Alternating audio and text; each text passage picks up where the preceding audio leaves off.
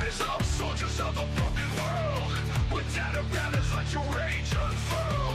Stand against tyranny that's deep and old. Power to the people, hearts burning bold.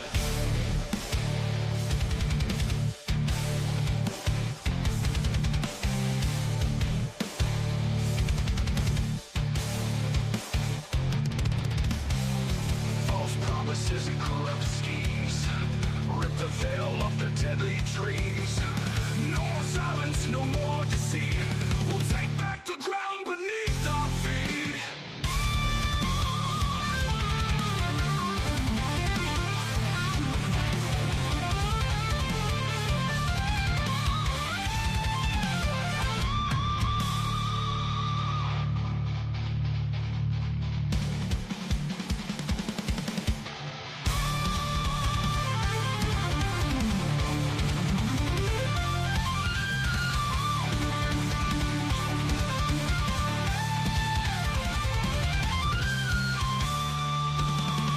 Hold the cards with the greedy hands tight.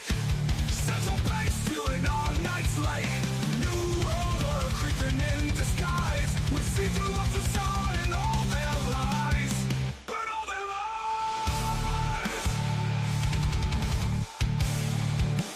Break right through. Break right through.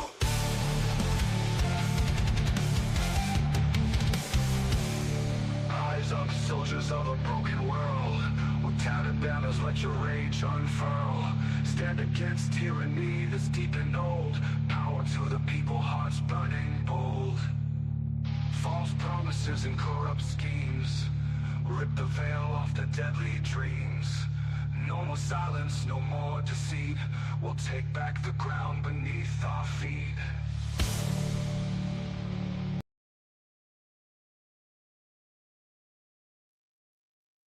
Whoa.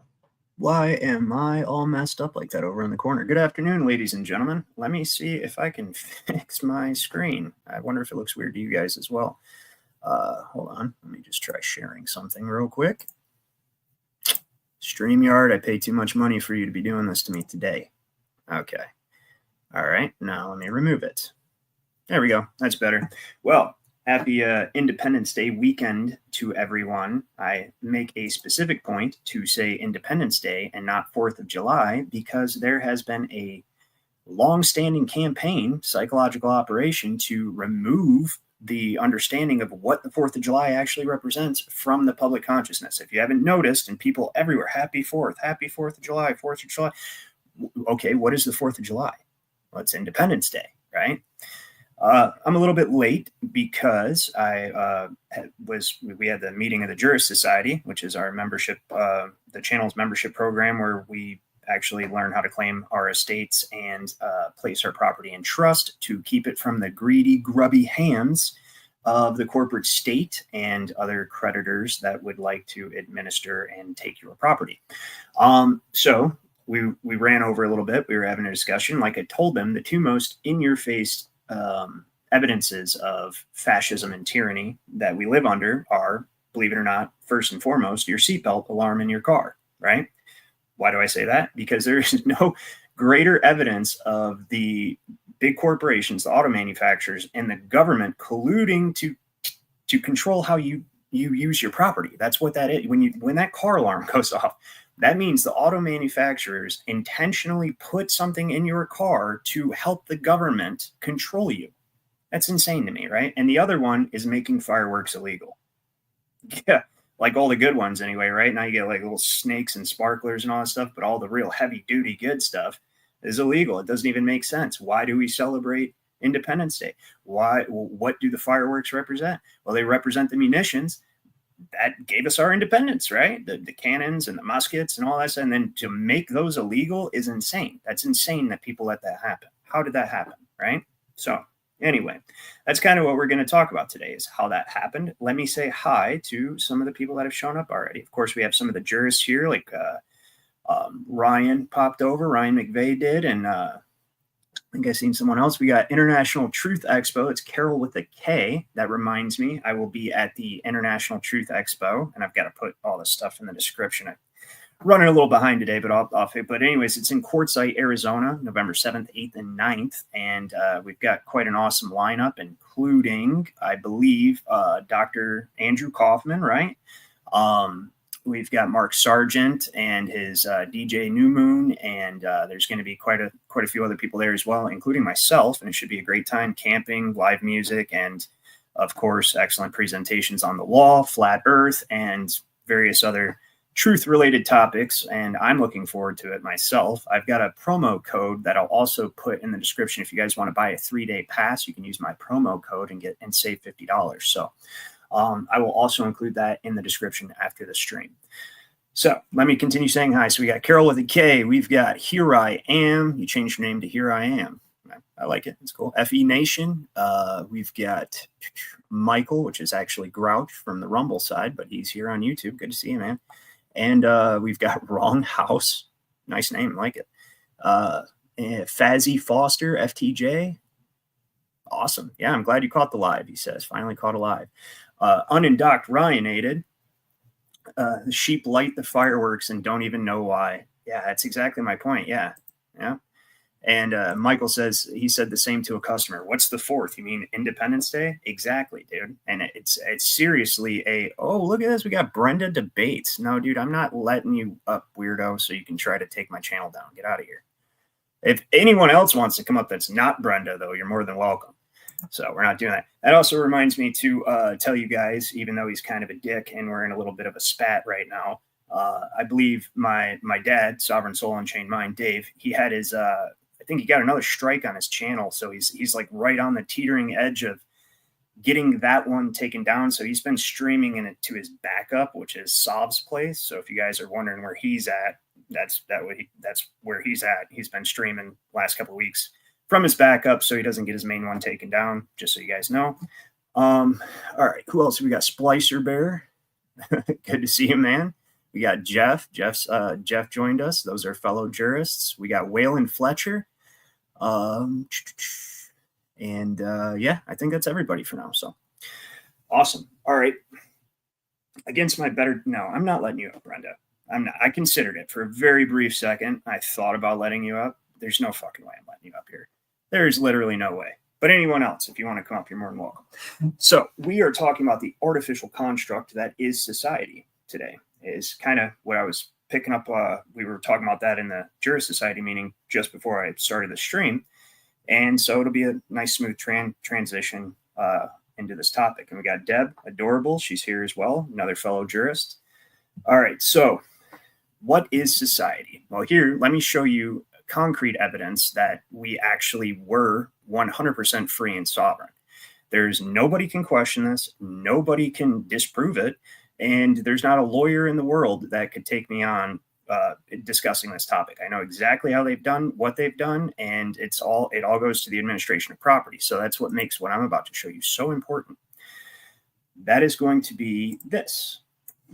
All right, so this is the original Wisconsin Constitution, okay? So you see this is from 1848, okay? The original Wisconsin Constitution right here. If you go down, it's Article 1, Section 14. All lands within this state are declared to be allodial, and feudal tenures are prohibited. Now, what is allodial? Allodial is absolute ownership, okay? So we really have to break this down. What is law? All law is merely determining the use or protection of property.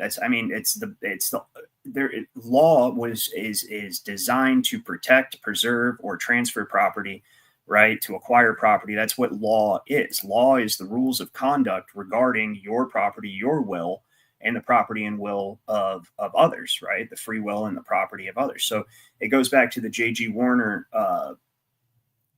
a treatise on the law of American administration. He says that that property is the ultimate realization of your free will, right? You will something to become yours to serve your will. So it's the ultimate expression and realization of your free will.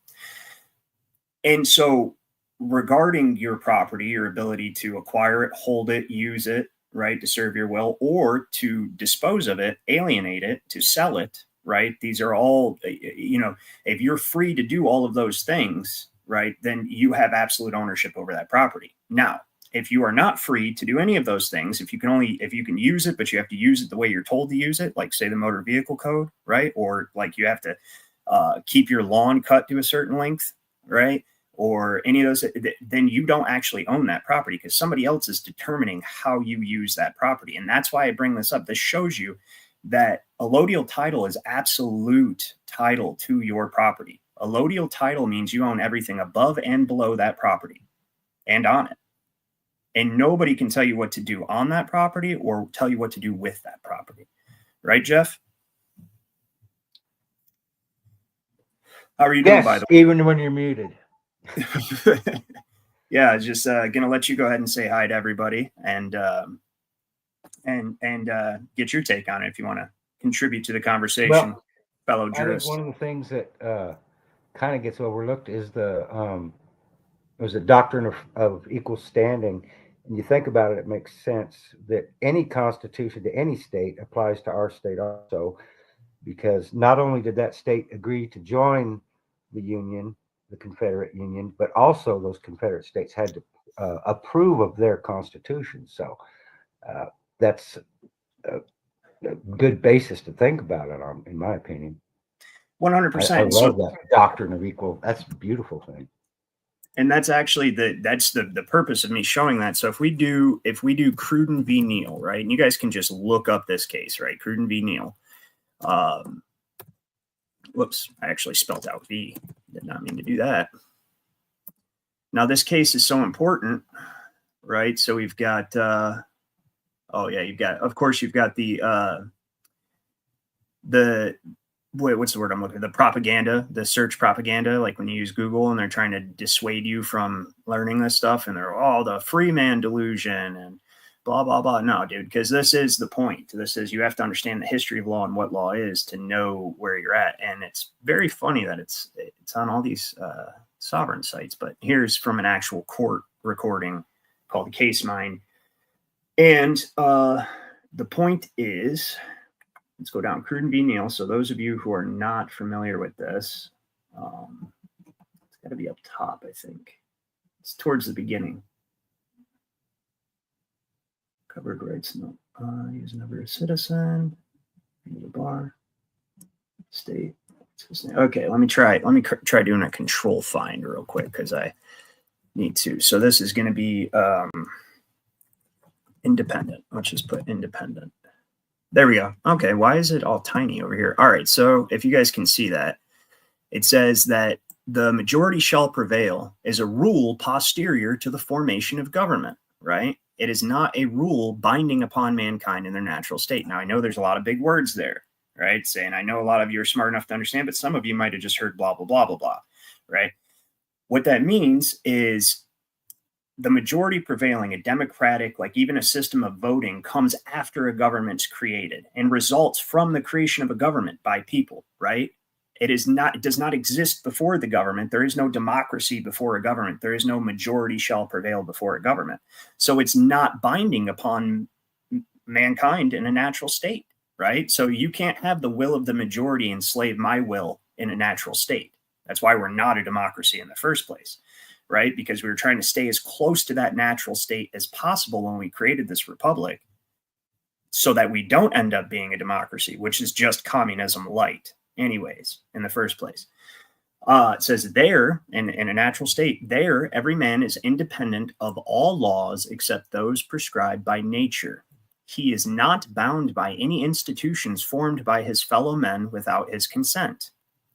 So, little context to this case. Okay, this case. Hey, Mojo joined us. Good to see you, man. The context of this case is there was a British loyalist who, after the war, they were trying to prosecute him for being a British loyalist, and they dropped the charges because they're like, no, you can't. There was no United States yet. We had to win our independence. So it was just basically a civil war, and he did not want to join the new institution. This guy did not want to become part of our new system that we were creating, and we have no right to force him to do that. And that's why the judge had this opinion. That's what this is. He's independent of the institution. So you can't just decide you're going to create a country and then force me to become part of it. You can't do that. Right?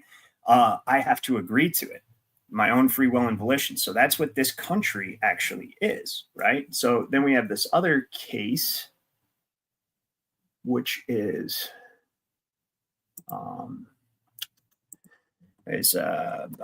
Chisholm. That's right, Chisholm v.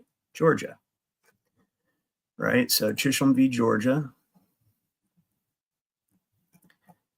And let's find a good good copy of it, right? So that we can search it. So I thought I had it downloaded, but whatever. We'll pull up a copy here. And it really does not want to give me a copy. Can we do the Justia? Maybe Justia is a good. Okay, yeah, we can use this. All right, so then we'll do this. Control find sovereignty. Whoops.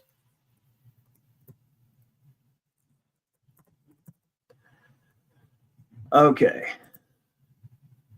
So we have to go down to, this is a very important opinion to anybody who wants to say that we're not sovereign. You can just bring up this case right here. This it's no question. We got to see where it says, at the revolution, sovereignty devolved upon the people.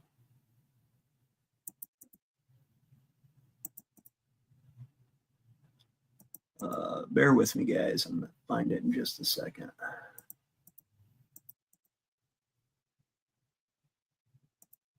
And that's pretty much what this whole case is about, is what sovereignty is, why the people are sovereign, and the government's relationship to the people. Residuary. Right. So if it then be true that the sovereignty of a nation is the people of the nation, and the residuary sovereignty of each state in the people of each state, right, it may be useful to compare these sovereignties with those in Europe, that we may thence be enabled to judge whether all the prerogatives which are allowed to the latter are so essential to the former. Right. There is reason to suspect that some of the difficulties which embarrass the present question arise from the inattention to differences which subsist between them. Right. So, right here. Okay. So,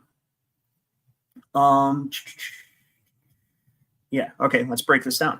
All right. That the system considers the prince. So it'd be sufficient to observe briefly that sovereignties in Europe, and particularly in England, exist on feudal principles. Now, what is feudalism, Jeff?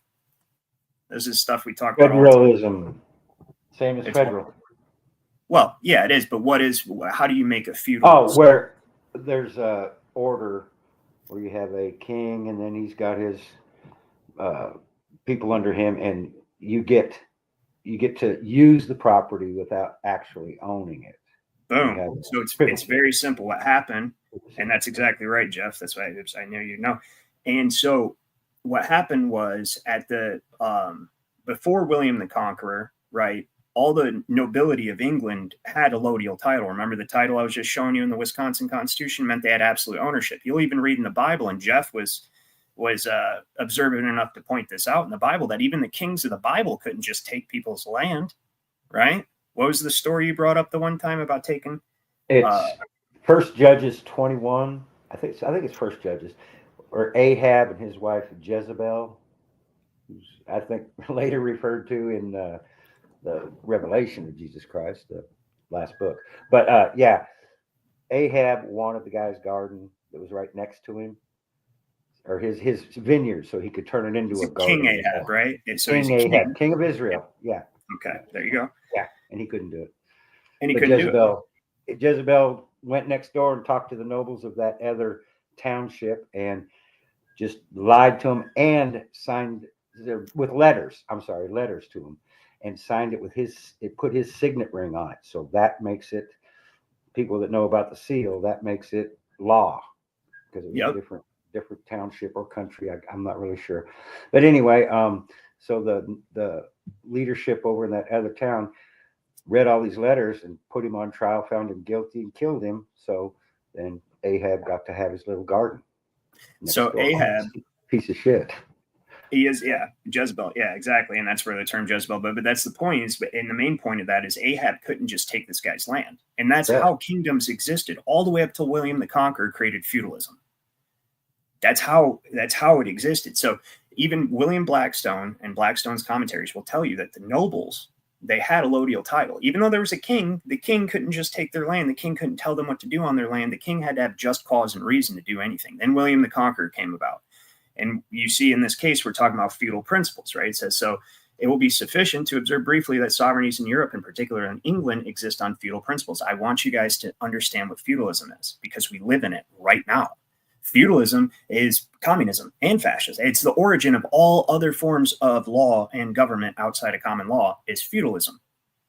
It's some form of feudal tenure. Now, what is feudalism? Well, what William the Conqueror did was he came over, conquered England, okay, and let them keep their common law, but took away their military law. Then he had Denmark come and invade them, and they had no ability to conscript a military or organize themselves to fight back. So they got their asses kicked. And then after the occupation of Denmark, William the Conqueror came back and said, yeah, that sucked, didn't it? Okay, so how about you try this new military system of law I have, which is basically Roman civil law. And what we're going to do is you're all going to register your property. So remember, these nobles, they had absolute title to the property. Now you're all going to register your property with the king in the Doomsday Book, this land registry system, right? This survey system. Once you register it, it comes under the administrative control of the king, but the king will give it back to you. But now the king has a superior interest in the land. So now he can tell you what to do with it and how to use it because you no longer have a allodial title. And so that's what feudalism, that's what created feudalism. That's actually what created trust law. It's what created feudalism, and the entire jurisdiction of equity that we find ourselves in today is created by the administration of property. So if I own something, so if Jeff owned a car, right? And I'm like, hey, Jeff, tell you what, why don't you go ahead and register that car with me? Okay. But don't worry, I'll give it back to you. Okay. And it's going to have a title, right? You're going to be Sir Car Owner now, right? And then, so before it was Jeff's car. Jeff could do whatever the hell he wanted to with the car. He could drive it as fast as he wanted. He could take it wherever he wanted as long as he didn't violate anybody else's free will. And I say, hey, Jeff, register that with me. Keep it safe, right? And I'll help you find it if you lose it because now I have an interest in it. Right. But what I don't tell Jeff is I have the superior interest in it and you're giving it to me and you're giving control of it over to me. Right. And then so now Jeff registers his car with me and I go, OK, here, Jeff, you can have it back, but you have to use it this way. You have to pay me for permission to use it. And you have to put my commercial advertising on the back of it. We'll call it a license plate. OK. And it's going to demonstrate that this is actually my vehicle, my car, but I let you use it. That's feudalism. That's what feudalism is. So that's what created the baronies and the knighthoods and all that. It's a military system of government meant for occupation and defense against any kind of insurrection or invasion, right? Because everyone has an interest in everyone else's property, so they all mutually protect each other's property. And it goes up in a descending order from peasant to knight to baron to, or to lord, whatever, onward all the way up. And so each in a descending, like one of those Russian dolls where you take the smaller doll out, right? That's how the title descends all the way down to the lowest person who's using a portion of the land, being the peasant who's farming it, probably living on a knight's fee, right? Working for the knight and paying the knight. And then the knight pays the baron pays the king, right? And everybody has a title, everybody has an interest, and all the profits and rents from the use of the land flow upward through all these channels into the king's pockets. So that's what they did here. Go ahead, Jeff. Yeah. Well, I was just going to say, there is one little benefit to me registering my car with you is the fact that if it gets stolen, you're going to go look for it. But I don't know, was it Ben Franklin? Somebody said, he that would sacrifice his liberty for safety deserves neither. And I agree with that because I'll find my own damn car. That's exactly right. Those who sacrifice their liberty for security deserve neither and will lose both. That's what Ben Franklin said. Yeah, there you go. And as Here I Am, which used to be Make Stupid People Famous, has accurately observed, he says feudalism, which that's spelled wrong, by the way, but it's okay. Feudalism is black magic, satanic forced slavery through equity contracts, terrorism, use of intimidation or violence in the pursuit of political and or monetary gains. That's exactly right. Yeah, 100%. But more importantly, even beyond that, as you say in your next comment, right, you say it's a usury use with their usury slavery system. That is it. That's actually feudalism is just another form of usury. It's usury of property. A usufructuary, it's the same thing as charging interest on a loan, as placing conditions on the use of property that benefit me just for letting you use it. That's what interest is. Interest is benefit for the lender on the use of his money, right? He's going to give it to you, let you use it for a little bit or whatever, as long as you pay the extra. That's his benefit, and that's a form of. You could say that interest is feudalism, and feudalism is a form of usury, the usury of property. So that's why they distinguish it here as distinguishing. So it says sovereignties in Europe, in particular in England, exist on feudal principles, right? So that system. So now that you understand that, it should make a lot more sense. We're going to come right back to this case, but I want to show you guys this, because in that Wisconsin Constitution, right after it says all lands within the state are declared to be allodial, it says feudal tenures are prohibited. And that is why. That is why Valley Park said their parents never believed in charging interests. Yeah, well, it's unchristian, so whatever you want to call it. So so that's where the Jews came in. Like you can go and you can even read in the Magna Carta, they're talking about how to deal with debts to the Jews when somebody dies before paying them, and when the heir is not of age and stuff. I mean, they mention them over and over and over again.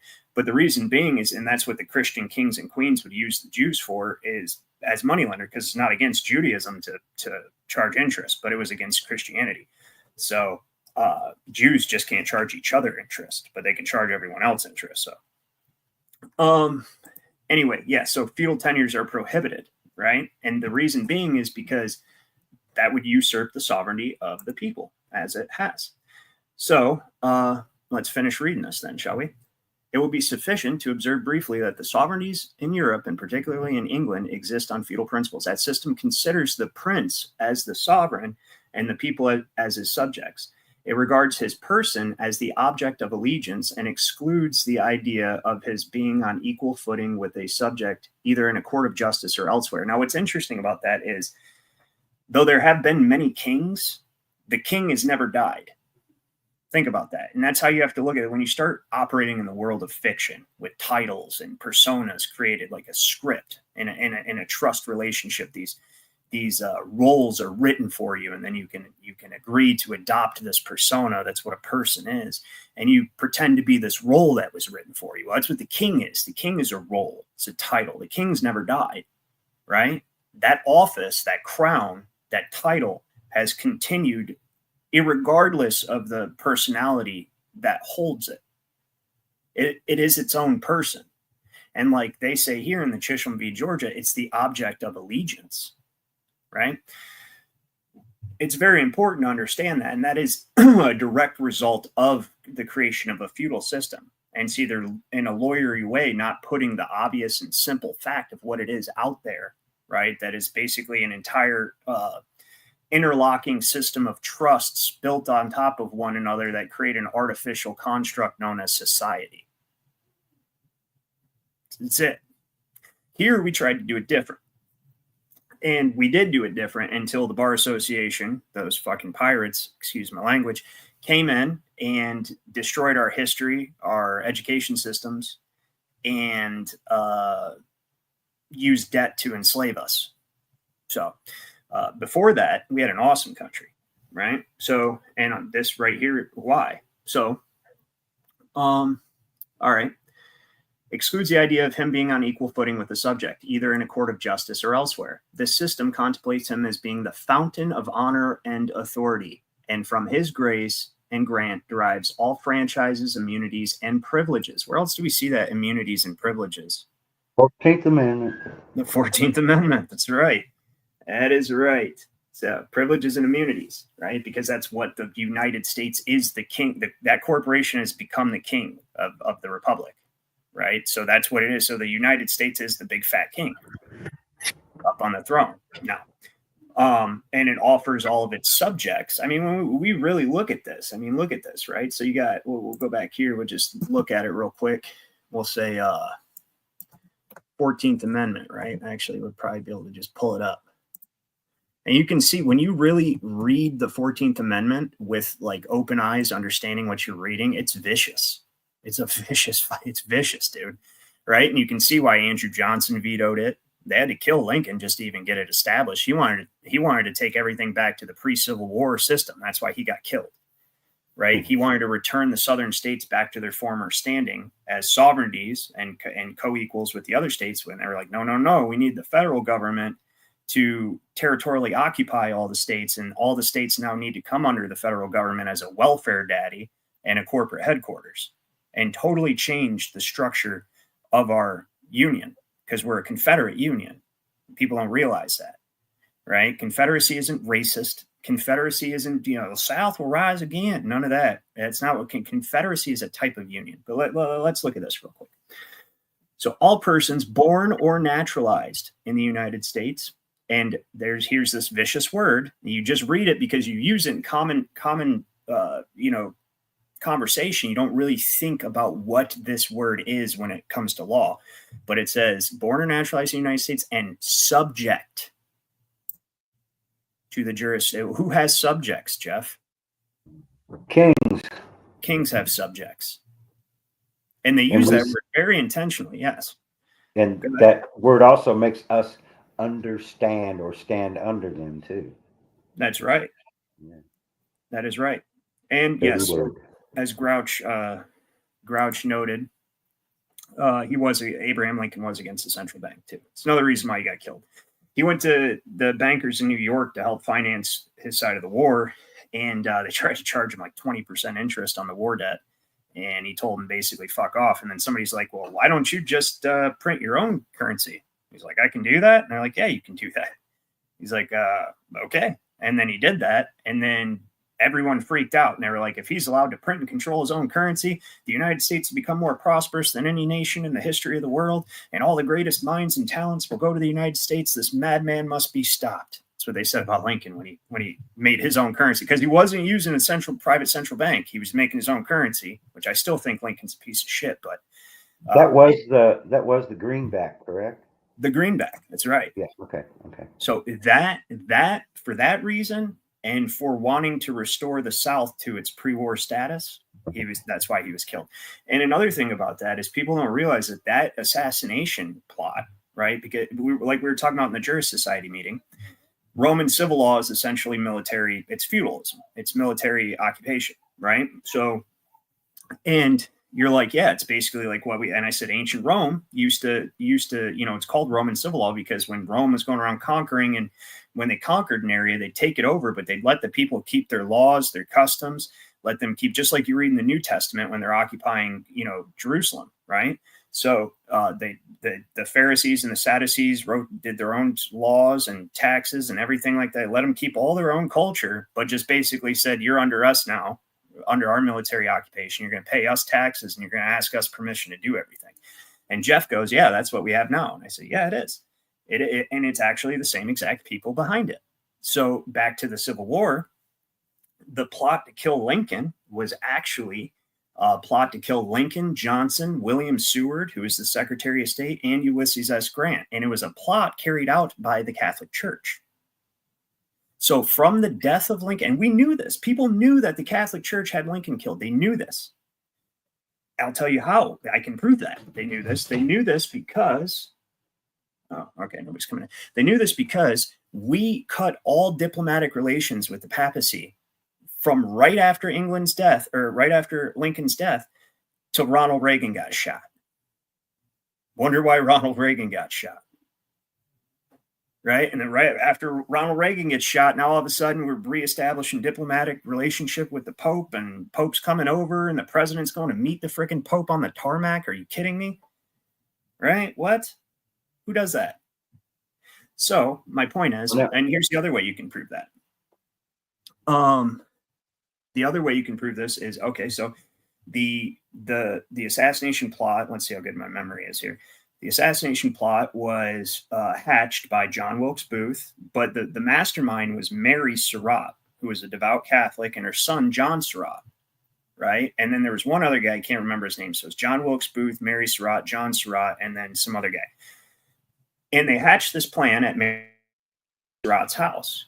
And you don't get taught this shit in school. You'd be surprised, right? So the Secretary of State was almost killed, right? So they went to go kill Johnson. Johnson's assassin chickened out. That was the vice president. That was Lincoln's vice president.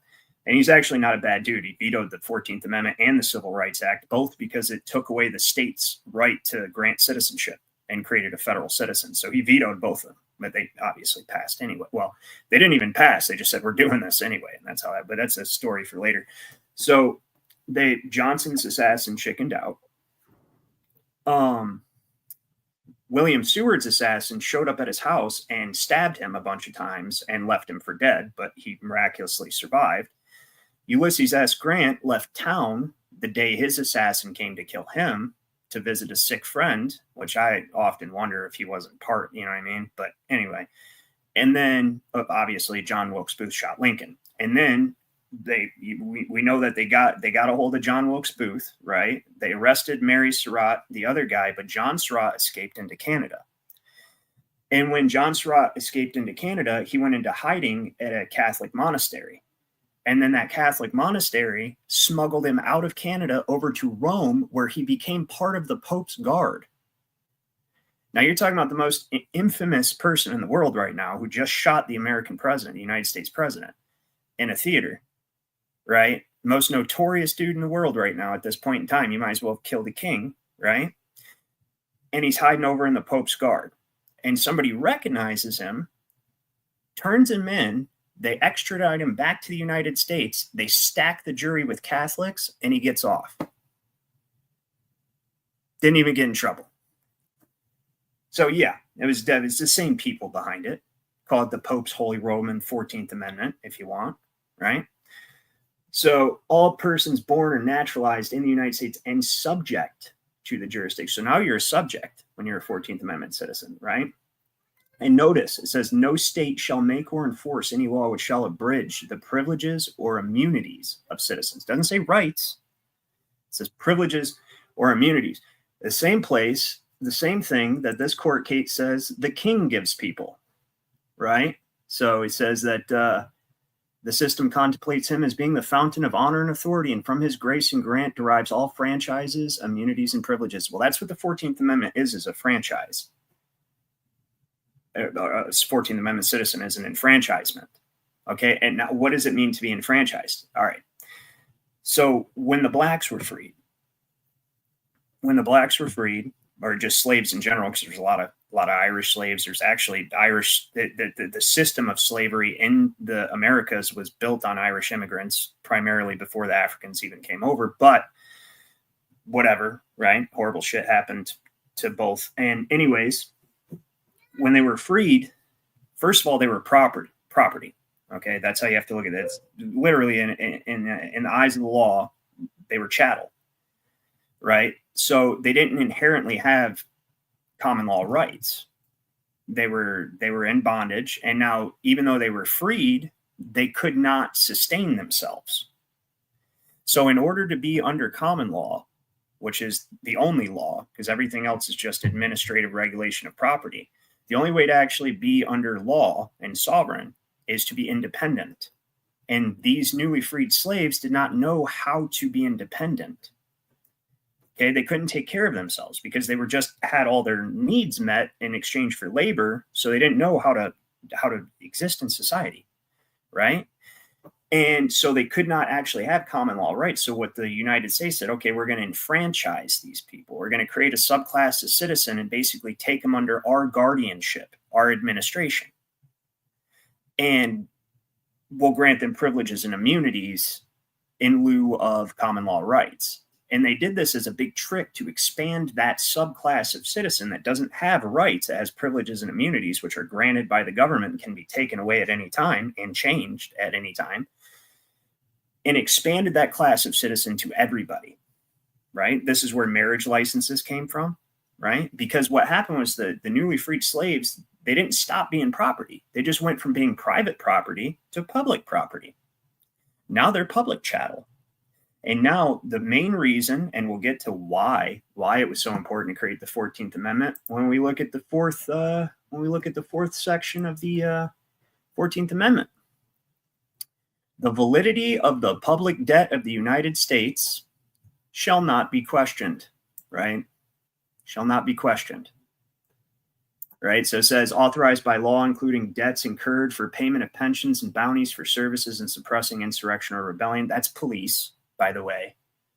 Okay, so when they turn on that light, they're basically, you're insurrecting when you're speeding, essentially, right? So, or rebelling against the statutes and codes, the administrative regulation of your property, right? So, shall not be questioned. Well, that's weird. That's weird, right? So it's interesting because even in this congressional record over here, they say the 14th Amendment, equal protection law, which is what they tell everybody it's to enfranchise the blacks and give them privileges and immunities because, civil rights, as they're also known, which are not common law rights. They're not natural rights. Civil rights are just privileges and immunities. It shouldn't even be called rights. It should just be called, Daddy lets me do this because I asked.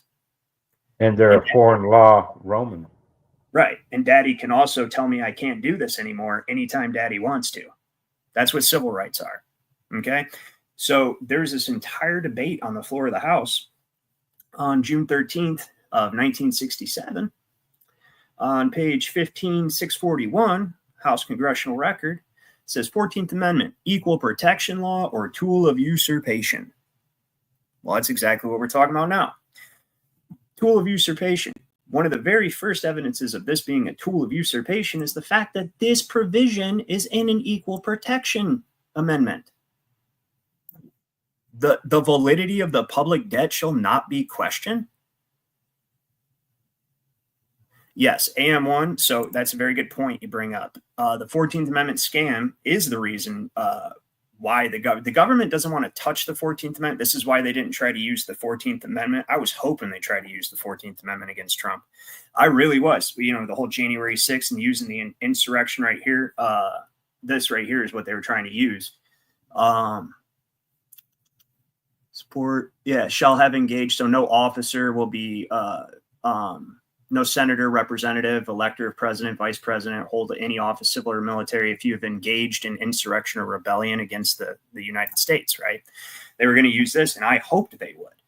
Because then we could bring up, well, that's interesting. I'm glad that you guys brought up the 14th Amendment, because here I have this congressional record that says that it was never lawfully ratified, and it creates a subclass of citizen, right? And it's a tool of usurpation. And the reason being, I appreciate that, AM1. Thank you. Said great stream. Appreciate that. The reason this is a tool of usurpation is because it gives the federal government was given the sole right to borrow money, right? Well, actually, they're supposed to coin the money. They're not supposed to delegate that authority to anyone else. They don't have the authority to delegate the authority, but they did that anyway to the Federal Reserve. And but they're supposed to create the currency. So they took liberty with this, and they're like, okay, now all that's missing is we need collateral, right? So it has nothing of its own. Government has nothing of its own. Everybody knows this. It has nothing of its own. Everything that the government has, it's taken from you. Okay? So in order for the United States Federal Corporation to borrow money as its own independent entity, and it really helps to look at this accurately. Like, you have to realize that the United States, the District of Columbia, is foreign to Michigan. It's foreign to North Dakota. It's foreign to South Carolina. It's foreign to every state. It's a foreign country. The United States is a foreign country to the states. Each state is a foreign country to each other state. And the District of Columbia is foreign to all of them. Okay? So they wanted their own citizenry to be able to borrow against, to collateralize. And that's why that fourth section is in the 14th Amendment, is so that you can't question the money they appropriate against your sweat equity as a U.S. enfranchisement. They can, and because of that, they can never do. Here's another thing. This is actually coming together nicely, because this is why they needed to create that system. We got Long v. Rasmussen. right? Sure, we'll do case mine. Why not? So you'll notice this is from 1922. So this is in between the creation of the Federal Reserve, 1913, and the bankruptcy and switch to fiat currency and mortgage of your property rights in 1933. This is 1922, so it's like smack dab in the middle. And the IRS, the newly created IRS, tried to distrain this woman of her property for taxes. The problem was she was not a U.S. citizen. She's not a 14th Amendment citizen. She was one of we the people. She's a state citizen. Okay. And just so, and while we're on that subject, actually, let me show you this real quick, just so we can get it all. So everybody knows how this works, right? McDonald v. State. Okay. Court listener, look. And I know I'm probably beating a dead horse, but I've got to drive this home for you guys because you have to understand this. This is the crux. You could leave the banking system. You could leave the bar association. You could leave all the corrupt politicians and everything in their positions that they're in right now. You could even keep all the cops and everybody, right? All the policy enforcement officers. If you take away the 14th Amendment, it all collapses. Because they can only enforce policy against 14th Amendment citizens. They can only collect revenue from 14th Amendment citizens. You say, well, that's not right, Ryan. Everyone's a United States citizen. That's actually how a lawyer got me years ago. Is he was like, no, just everyone's a United States citizen. There's no difference between a state citizen and a United States citizen. I'm like, and I couldn't prove it back then. This was like 5 years ago, right? It actually is what motivated me to learn everything I've learned over the last half a decade and never be proven wrong or made to look stupid by a bar pirate again. And it will never happen again. And this proves it right here. So this is McDonald v. State. And they tried to get the verdict overturned because he said one of the jurors was an alien because he wasn't a U.S. citizen. And they denied the appeal. They said the evidence of bushing on his voir dire, which is where they examine someone to be confident, see if they're competent as a juror, showed that although he was not a citizen of the United States, he was a citizen and a voter of the state. Under Section 2 of Article 2 of our state constitution, one may be a citizen of a state and yet not a citizen of the United States. Okay, this is one of very few cases that delineate the difference between the two citizenships. But there is a distinct difference. And those differences, which is United States versus Cruikshanks, tells you that there's entirely different responsibilities and rights that accompanies each different type of citizenship. The United States citizenship is very, very distinct and different from states. As a state citizen, you're one of we the people, the origin, the fount of authority, the origin of sovereignty, of sovereign authority, right? You created the government, okay? As a United States citizen, the government created you, right? So look at it as a chain of causality. You get the people come together, create the state. The states come together, create the federal government. And then the federal government creates the 14th Amendment citizen. And then they pull you from all the way to the top of the ladder to all the way to the lowest subject position, right? On the ladder. So you see that. Now we'll bounce over here to Long v. Rasmussen. No, that's couldn't be Neil, my bad. Long v. Rasmussen. Now, they tried to distrain this lady of her property, right? And the problem was she wasn't a United States citizen, but they're very careful not to say it that way in here. Okay, but when you know what I know and what you guys now know, you know how to read this, and it's very interesting right here in the judge's opinion. And this is from the District Court of Montana, 1922. Okay, Long v. Rasmussen. The revenue laws are a code or system and regulation of tax assessment and collection. They relate to taxpayers and not to non-taxpayers. Whoa, wait a minute now. Who's a taxpayer and who's a non-taxpayer?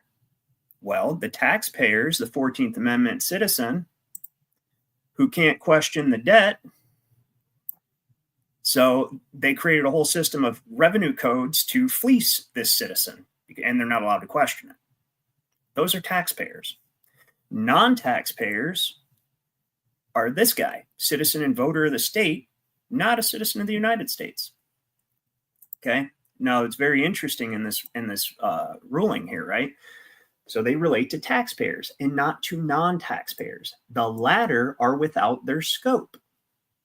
No procedure is prescribed for non-taxpayers, and no attempt is made to annul any of their rights and remedies in the due course of law. With them, Congress does not assume to deal. With them, Congress does not assume to deal.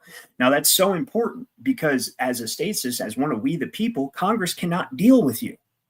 Congress cannot do anything, say anything, write anything that affects you, ever, unless you're a federal citizen, right? United States citizen, and a foreigner in your own state, which is what a resident is, right?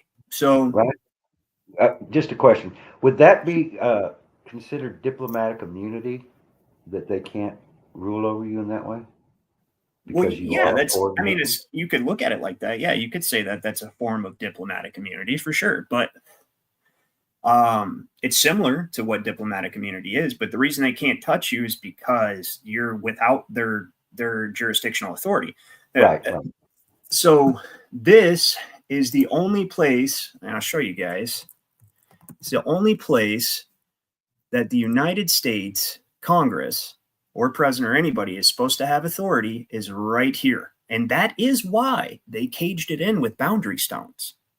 That's how serious this is. Like, they knew this was going to happen. In fact, I'm of the opinion they created the country for it to happen.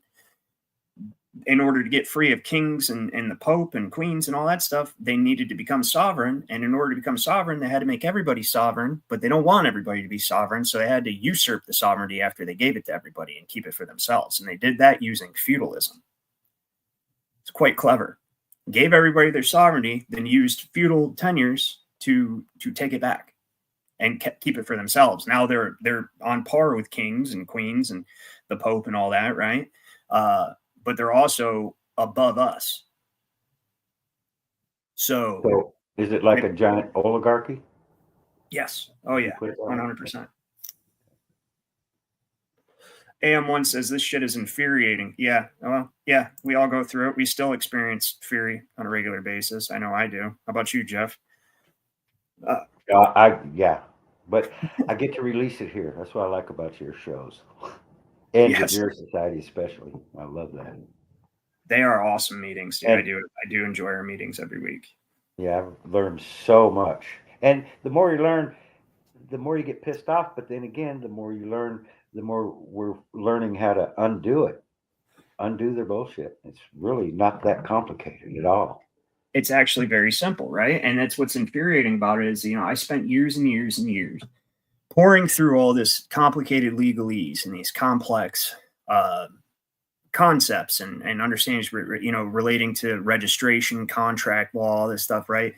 And then all I had to do was learn the history of law, which once I did that, it all fell into play. I was like, it's actually so simple. They hide how simple it is and its complexity, right?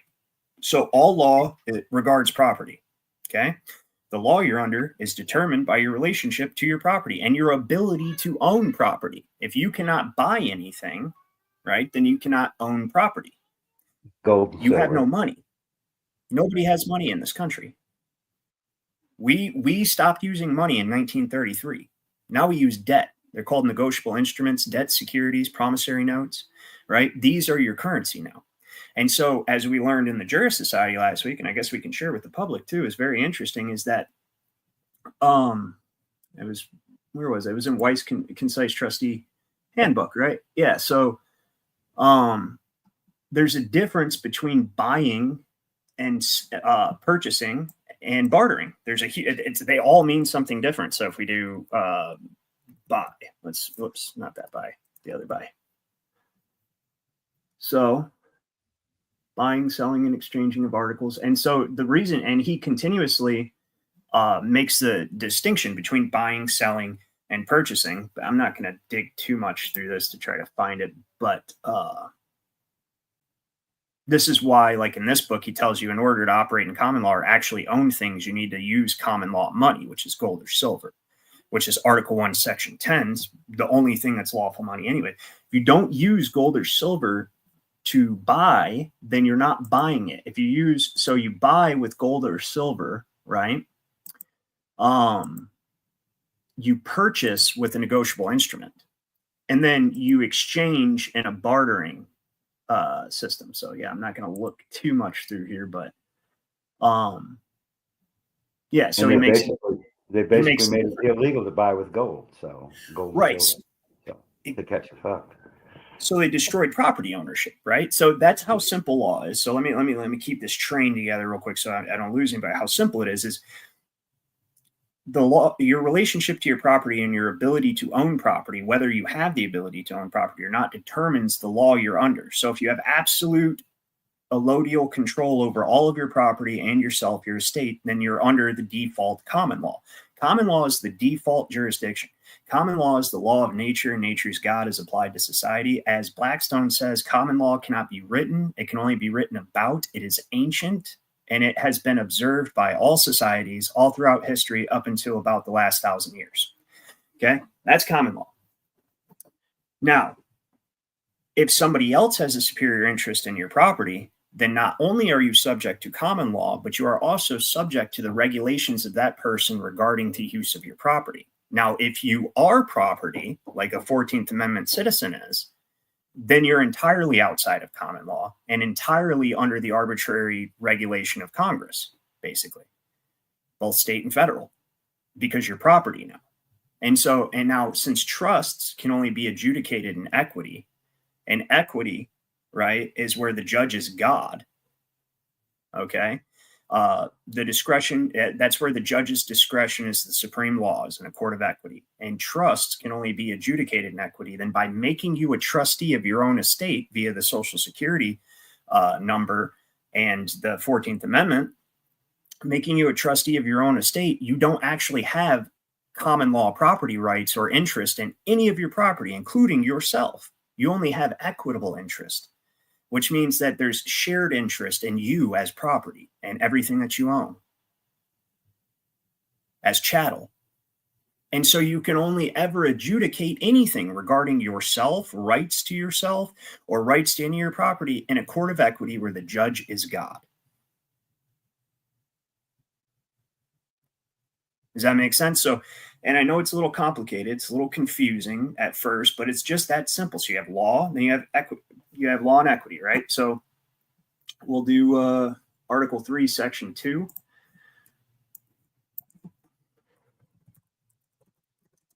Article 3, Section 2. We'll open this up. I'll take a look. The judicial power shall extend to all cases in law and equity. So the Constitution itself makes a distinction between law and equity. So equity is not law. Equity is complementary to law. Equity is supposed to supply for the deficiencies of law because law is too cut and dry. It's too black and white. It's too harsh and strict. So equity allows for basically human interpretation of mitigating circumstances, and that's why it's up to the judge's conscience. So law is just common law. So when you see law here written with a capital L in the United States Constitution, that means common law. That is the only law. All other law is merely statutes, codes, canons, or rules made up by people that require your consent or agreement or some kind of trust or debt arrangement to give it the color of law by regulating your property. The only time a statute, code, canon, or rule, or decree, or prerogative, or any of those things take on the color of law without your consent is when they are in concordance with law. Meaning, if I write something that says you can't kill people unless in self-defense, right? That's a statute. I just wrote, I made it up. It's not law, it's statute. But it takes on the color of law because it's in accordance with law, because law says you can't kill people unless it's in self-defense. So, and that's law. So I didn't need your agreement, but if I try to regulate the use of your property with statutes, you have to agree to come under my administration. Well, the 14th Amendment puts you automatically under administration as a trustee to your own property and forever bars your access to common law, forcing you to adjudicate everything in equity where the judge is God. Right? So that's how that works. All right. So this boundary, this is the only place that Congress is supposed to have jurisdiction. That's what's meant here. Or I'm sorry, not here. Here, when they say that Congress does not assume to deal, because Congress cannot deal with anything outside of this unless it's territorially occupied, like Puerto Rico, Guam, right? And now every state in the Republic. since the Civil War. Yes. Okay. So AM1's got, yes, AM1 says it's basically like they installed a false reality over everyone. Yeah. And that's kind of where I was going with today's topic is, so society is an invisible prison. Like the invisible prison bars are your lack of understanding of what law is and how it works, right? What gives any one man or woman the ability to tell you what to do with your property? And so when we were talking about the buying and purchasing, in that Weiss concise trustee handbook, the difference, so you buy with gold or silver, you purchase with a negotiable instrument. So when you use a negotiable instrument, you purchase. And it really makes sense because what is a negotiable instrument, Jeff? Contract. It's a contract. It represents a debt. It only has value because somebody owns something or owes something. Right. And so that contract represents the value of that debt. So it has strings attached. There's some sort of obligations that must be performed in that negotiable instrument in order for that negotiable instrument to realize its value. So if you use a negotiable instrument to purchase as opposed to buy something, then whatever is purchased with that negotiable instrument has the same strings attached to it that negotiable instrument has, because now that property that you purchased with this fake fiat currency represents the value of that contract. And so it's that property now takes on all the stipulations of that contract. That's how they're able to force you to register. That's so 1933, they mortgaged your property rights. Okay. They said that the money will be worth 100 cents on the dollar because it represents a mortgage on all the homes and other property of all the people in the nation. See if I have it up. If I don't, I'm not going to pull it up right now, but I've shown it many times. So, yeah, I don't think I have it pulled up. No, but anyways, they did. So March 9th, 1933, here's some evidence of it right here is where they tell you that this fiduciary model that's emerging, this is Fiduciary Foundations of Administrative Law. It is a UCLA law review, okay, from a law school. And this is actually admissible as evidence. Though it's like a third tier class of supporting evidence, making a case. You can use law reviews, but it's not like as good as an actual case, but it's still written by a lawyer in training, so they accept it. What they're telling you here is the emerging fiduciary model in administrative law, which is what we're now under. We're not under common law anymore because 1933, they mortgaged your estate. So when you came under the United States Corporation as an enfranchisement and you were granted privileges and immunities, you also gave them administrative control. So in exchange for civil rights that the government guarantees they're going to protect and that they grant you, which they can take away at any time, in exchange for that, they get administrative control over your estate, which is why this fourth provision of the, I changed it now, but the 14th Amendment where it says you can't question the debt, that's why that's in there. Because they knew you were settling your estate with them. They now have administrative control over your productive value, and they can use it as financial collateral. And that's exactly what they did. And they say it right here, the emerging fiduciary model and administrative law. What is administration? It's the regulation of the use of property. So they're talking about that's your motor vehicle code, your property taxes, your income taxes, the entire employment scheme itself and social security scheme. It's all administrative law. Administrative law posits that administrative agencies, now listen to what he's saying, administrative agencies are endowed with authority to set regulatory policy, right? Regulating the use of property, whether it be your car or anything else, telling you how fast to drive and telling you that you have to have insurance and all this. So these are administrative agencies endowed with authority to set regulatory policy when Congress and the president acting jointly as proxy settlers for the sovereign people. So what is settlement, Jeff? That's transferring one's property to the benefit of another. Exactly. So they settled your estate to the central banking system. They acted as a proxy settler, right? And mortgaged your estate, your productive value, to back the new fiat currency scheme. And one word in there, I think it's overlooked, is proxy. Proxy is a substitute. Yes. So they filled in for us. They took ours. And, yeah. Nope. They did it to people that were already under their administration. That's why they're not allowed to question the debt, remember? Right. 14th. I'm not. Yeah.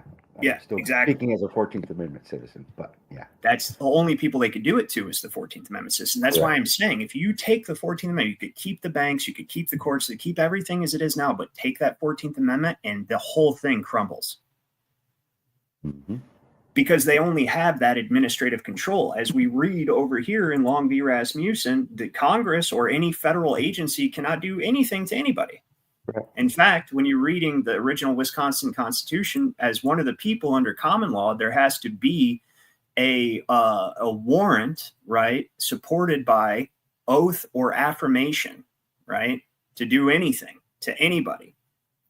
So right here, like no person shall be held to answer for a criminal offense unless on the presentment or indictment of a grand jury. You know why? Because it takes a sovereign to accuse another sovereign, like a dead artificial entity that exists only on paper and as an artificial construct of the mind cannot be a victim to you. They cannot have authority over you. But another sovereign can say, hey, you injured me. Okay. You violated my free will. And I'll attest to that under oath before God and witnesses. And we can take this to a jury trial. And there again, the judge, there is no judge. It's a magistrate in a common law court or a justice of the peace. And they have no power. All the power is the jury. The jury decides the facts and the law.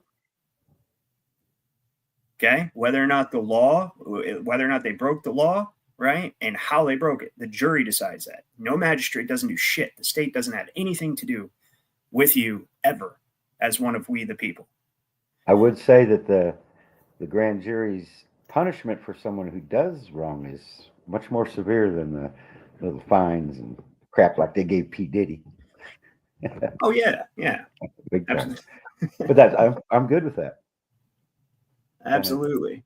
And so this is why I brought up this case right here is because they tell you this is how it originally was. Why they had to create the 14th Amendment citizen is because the people are above the government. We create the government, but the government creates the 14th Amendment citizen. Okay. We even have, and just to further drive it home, two things I'll drive home. One, this is Black's Law 4th edition, 14th Amendment. It became part of the Organic Law, July 28th, 1868, and its importance entitles it to a special mention. It creates, or at least recognizes for the first time, a citizen of the United States as distinct from that of the states. They had to do it.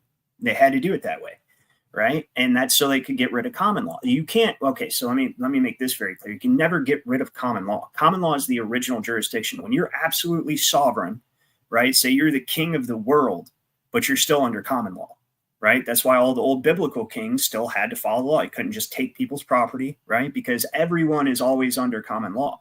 But they want to usurp God's authority and ability to make law.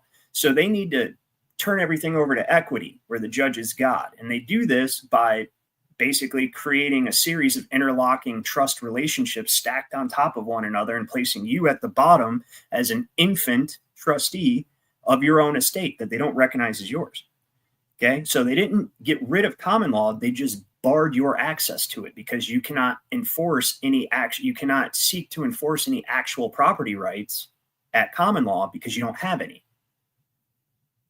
So they didn't destroy common law or do anything to it, but they just buried it under a series of trusts and contracts and made it so that you have no access to it. That's the part that really pisses me off. Everybody gets mad. Said, oh, Klaus Schwab, you will own nothing and be happy. Well, guess what? We're already there. This is the Michigan Judicature Act of 1914, the year after they created the Federal Reserve. And read what they're saying right here. I can't highlight it, but it's right here next to the second paragraph from the bottom. And it says, the matter of the abolition of the common law forms of action has been a subject of a great deal of debate throughout the country for many years. We recommend the abolition of all such forms of actions, except the actions of assumpsit, trespass on the case, replevin, ejectment, sentiore, I can never say that fucking word, mandamus, and quor warranto, right? And then those, it says, this is as far as we have deemed it wise to go in this direction. And the reason being is because those specific forms of action are your ability, if you know the common law, because they hadn't completely taken over yet, they hadn't made everybody a 14th Amendment citizen yet. There's still a lot of state citizens, as we see in Long v. Rasmussen, non-taxpayers. There's a lot of them still, right? And so they still had these assumpsit trespass on the case. Like if you get a ticket, you claim your estate and you get a ticket. This is what Mojo, if he's still in the chat, he filed one of these, and it made the judge shit himself. As a trespass on the case, dude. You're attempting to administer my property, and you don't have a superior interest in it. This estate is claimed. I'm the heir. I control this. You don't administer any property. I'm not under. There's no lien placed on me as chattel. I'm not. No, we're not doing this. And in order to address that issue, it's called trespass on the case. Okay, it's a very general term that you can use for pretty much any type of wrong that there isn't a specific word for, like basically creating a series of interlocking trust systems, overlaying it on top of an original system, and then stealing everybody's property. I don't think there's any kind of terminology made for that yet. It's pretty revolutionary and innovative in the way that they're doing this. So you just file a trespass on the case. And that's why they kept those, because this is 1914. But now those are gone too. But they're not gone. You can file them. Mojo Shop, if he's still in, he filed it. Okay, I have his transcripts. They bleeped out all the shit he was saying. It was all inaudible, couldn't hear him, unintelligible, right? And it didn't put in, so he recorded it. And we also have that phone recording too. And he filed the trespass on the case. And the judge, when they adjourned it, the judge actually asked him to adjourn. Do you mind? We're going to adjourn. Is that okay? I mean, we're adjourning this, right? The reason being is because as one of we the people, you are above them. Okay? You are their boss, and you can do anything that they can do. Let's explain this, and we're actually going to get back to this Justia case over here, because this is gonna pretty much square off everything that I've been trying to express. And so the king over in England, okay, during the feudal, well, it's all still feudal, so that didn't change. But back when feudal was still kind of new, the courts, the common law courts, existed at the king's as an extension of the king's authority, the sovereignty, right? So the king was the sovereign, and the king extended his sovereign power to the court for the court to be able to do the king's business, so the king could do other kingly stuff and not have to be dealing with all these court cases. So as far as the whole of England was concerned, when you go into the king's court, that judge is the king. But if the king is in the same room, now the judge is not. The judge is just some little punk, and the king is the judge. Okay? Well, that's why the Bar Association wanted to create this country. They didn't like that. They didn't like being the king except when the king was around. They want to be the king all the time. Okay? But my point in bringing this up is the judge was merely using a portion of sovereign authority vested to the court by the king, who is the fount of sovereignty. Our government operates the same way, except we are the fount of sovereignty. So just because the king created a court to handle the king's business, right, doesn't mean the king can't hold court. The king can still do what he's vested the authority in that judge to do. He can still do it himself. So can we. You can file at law, common law actions. You can hold court. The biggest problem we have, which is why this channel exists, why the Jurist Society exists, and why we all need to come together and continue putting this information out there, is the very first and preliminary law of nature, even above, not above necessarily, but equally as strong as God's law, is the law of violence, force. Right? Well, I wouldn't say equally as strong as God's law, but more like an extension, like the violent aspect of natural law is force, the law of violence. Okay, violence trumps everything. I don't care how smart you are. Can you enforce it? So we're lawfully correct. And that's what you hear people that talk about, this de facto government. This entire thing and all the 14th Amendment citizens, the entire 14th Amendment scheme is de facto. It is unlawful as all hell. It is modern day slavery. It's very, very loosely technically legal. Okay. Very, very sketchy shit, like the 14th Amendment, for instance. You can go right here and see that the 14th Amendment wasn't even actually ratified. Look at this. So the 14th Amendment's unconstitutional. This is congressional record, guys, right? So this says that the Senate, it says that no state shall be without its equal suffrage in the Senate, blah, blah, blah, right? So they're saying 3/4 of, yeah, right here. That's what I was looking for. Proposed amendment never ratified by 3/4 of the states. Okay, so out of 37 states, right here you see 15 states vetoed this, right? They rejected it. They said, it says Texas, Georgia, Florida, Alabama, North Carolina, Arkansas, South Carolina, Kentucky, okay, Virginia, Louisiana, Delaware, that's a northern state, Maryland, that's a northern state, Ohio, look at that, New Jersey, Mississippi, right? So they said, fuck no. They said no to the 14th Amendment, right? Because it's a corporate fiction. It's a creation of the government. It's a trust. It's a trustee position that you're saying, yes, sign me up for that. I want the government to be my daddy in exchange for a couple benefits and the opportunity to get free Medicaid and welfare. That's it. Right? So President Johnson, right? President Johnson, after the assassination in 1867, pointed out that it's not denied that the states in question have each of them an actual government with all the powers, executive, judicial, and legislative, which properly belong to a free state. They are organized like the other states of the Union, and like them, they make, administer, and execute the laws which concern their domestic affairs. Right. So when we look at his veto message, so the story with the 14th Amendment is they first passed the Civil Rights Act, which you guys wouldn't believe how much information I actually have on this ever since that lawyer pissed me off a long time ago. And I was never going to be made to look stupid again. But I thought I had it pulled up. Do I? Hold on. I might not have it pulled up right now. This is 1967. Thought I had, yeah, the veto messages. Okay, here we go. So first what they did was wait, what? Most people are far from even admitting how uncomfortable and stressed out they are as drivers on the road. Yeah, that's true. So you're talking about like just at the possibility of being pillaged by some road pirate. Yeah, I agree with you. So all right, so what they did first was the Civil Rights Act, their first shot at creating a federal citizen. And remember, the whole intention's revealed by the fourth section of, oh shit, I lost Jeff. Where'd Jeff go? Took off?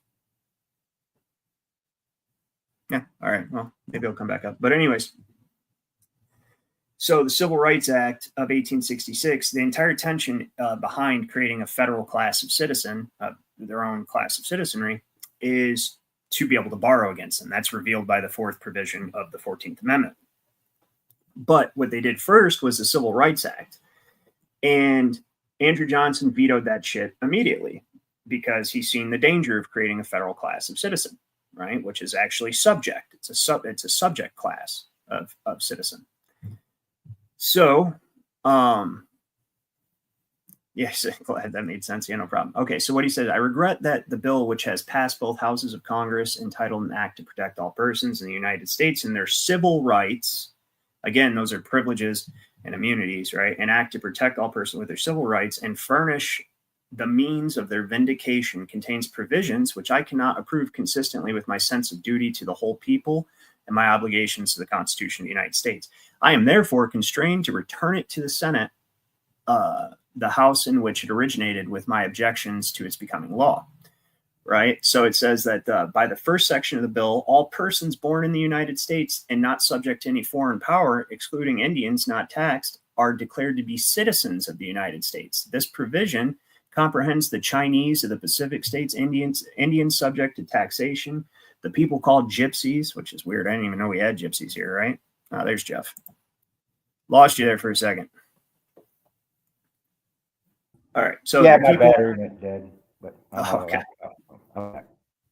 So the people called gypsies, which I didn't even know we had gypsies here in the United States. It's interesting, but there's a lot of shit in history that they've hidden from us, as well as the entire race designated as blacks, people of color, yeah, et cetera, right? Words I'm not going to say on the internet. But and persons of African blood. Every individual of these races born in the United States is by the bill made a citizen of the United States. It does not purport to declare or confer any other right of citizenship than federal citizenship, which is what is he's confused. Andrew Johnson should be like, what are you trying to create a new class of citizen? That's what you're doing. Like so you want them to be a United States, well, which citizen are they, which state are they a citizen of?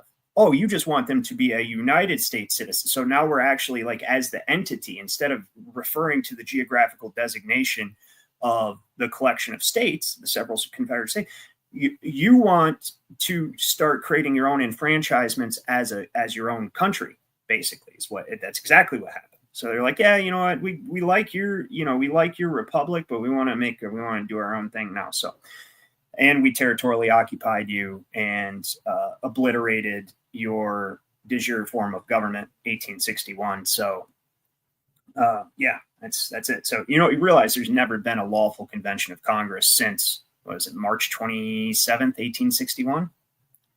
Is that when? That's the last time Congress convened lawfully, and then the southern states walked out, and there's never, ever been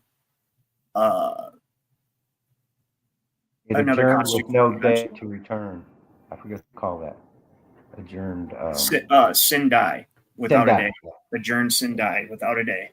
Yep. So yeah, Theo, I know between this and the Jurist Society meeting, it's definitely a podcast marathon, but it's okay. Let's see here. All right. So yeah, so it creates a federal citizen. It does not confer any other right of citizenship than federal citizenship. That's why he vetoed this. It does not purport to give these classes of persons any status as citizens of states except that which may result from their status as citizens of the United States. Look at this. The power to confer the right of state citizenship is just as exclusively with the several states as the power to confer the right of federal citizenship is with Congress. Right? So, and that would just be an enfranchisement so there's like that gray area of being a citizen, I guess, of having privileges and immunities, being a citizen in a territorially occupied area, like before the territories became states, right? There's a whole bunch of cases you can look up where Congress enfranchised settlers that were not part of states, so they had some legal standing, right? But it still wasn't a subclass of citizen where they were broadly able to blanket it over everybody. And then once those territories became states, those people were no longer federal citizens. They were the citizen of the state they just made. That's how that worked. But the fact that this was even in practice prior to this bill in the 14th Amendment further evidences the fact that the entire intention behind the creation of this country was to usurp the sovereignty of the people, right? So, and when you read like these old enactments from Michigan that I have on here, okay, like this right here, this is when they finally created the entire probate code, which you can only find on Hathi Trust. They've omitted it or removed it from anything on Michigan's legislature, all this stuff, because this is how they presume you dead, take administrative control of your estate, and then place you under administration as basically a resident alien, infant resident alien. Okay, it's right here, this probate code. It's all done through the jurisdiction of probate. And this has historically been the only jurisdiction. This is like the doorway out of common law. Okay, so basically, so even in our republic here, this was the doorway out of common law.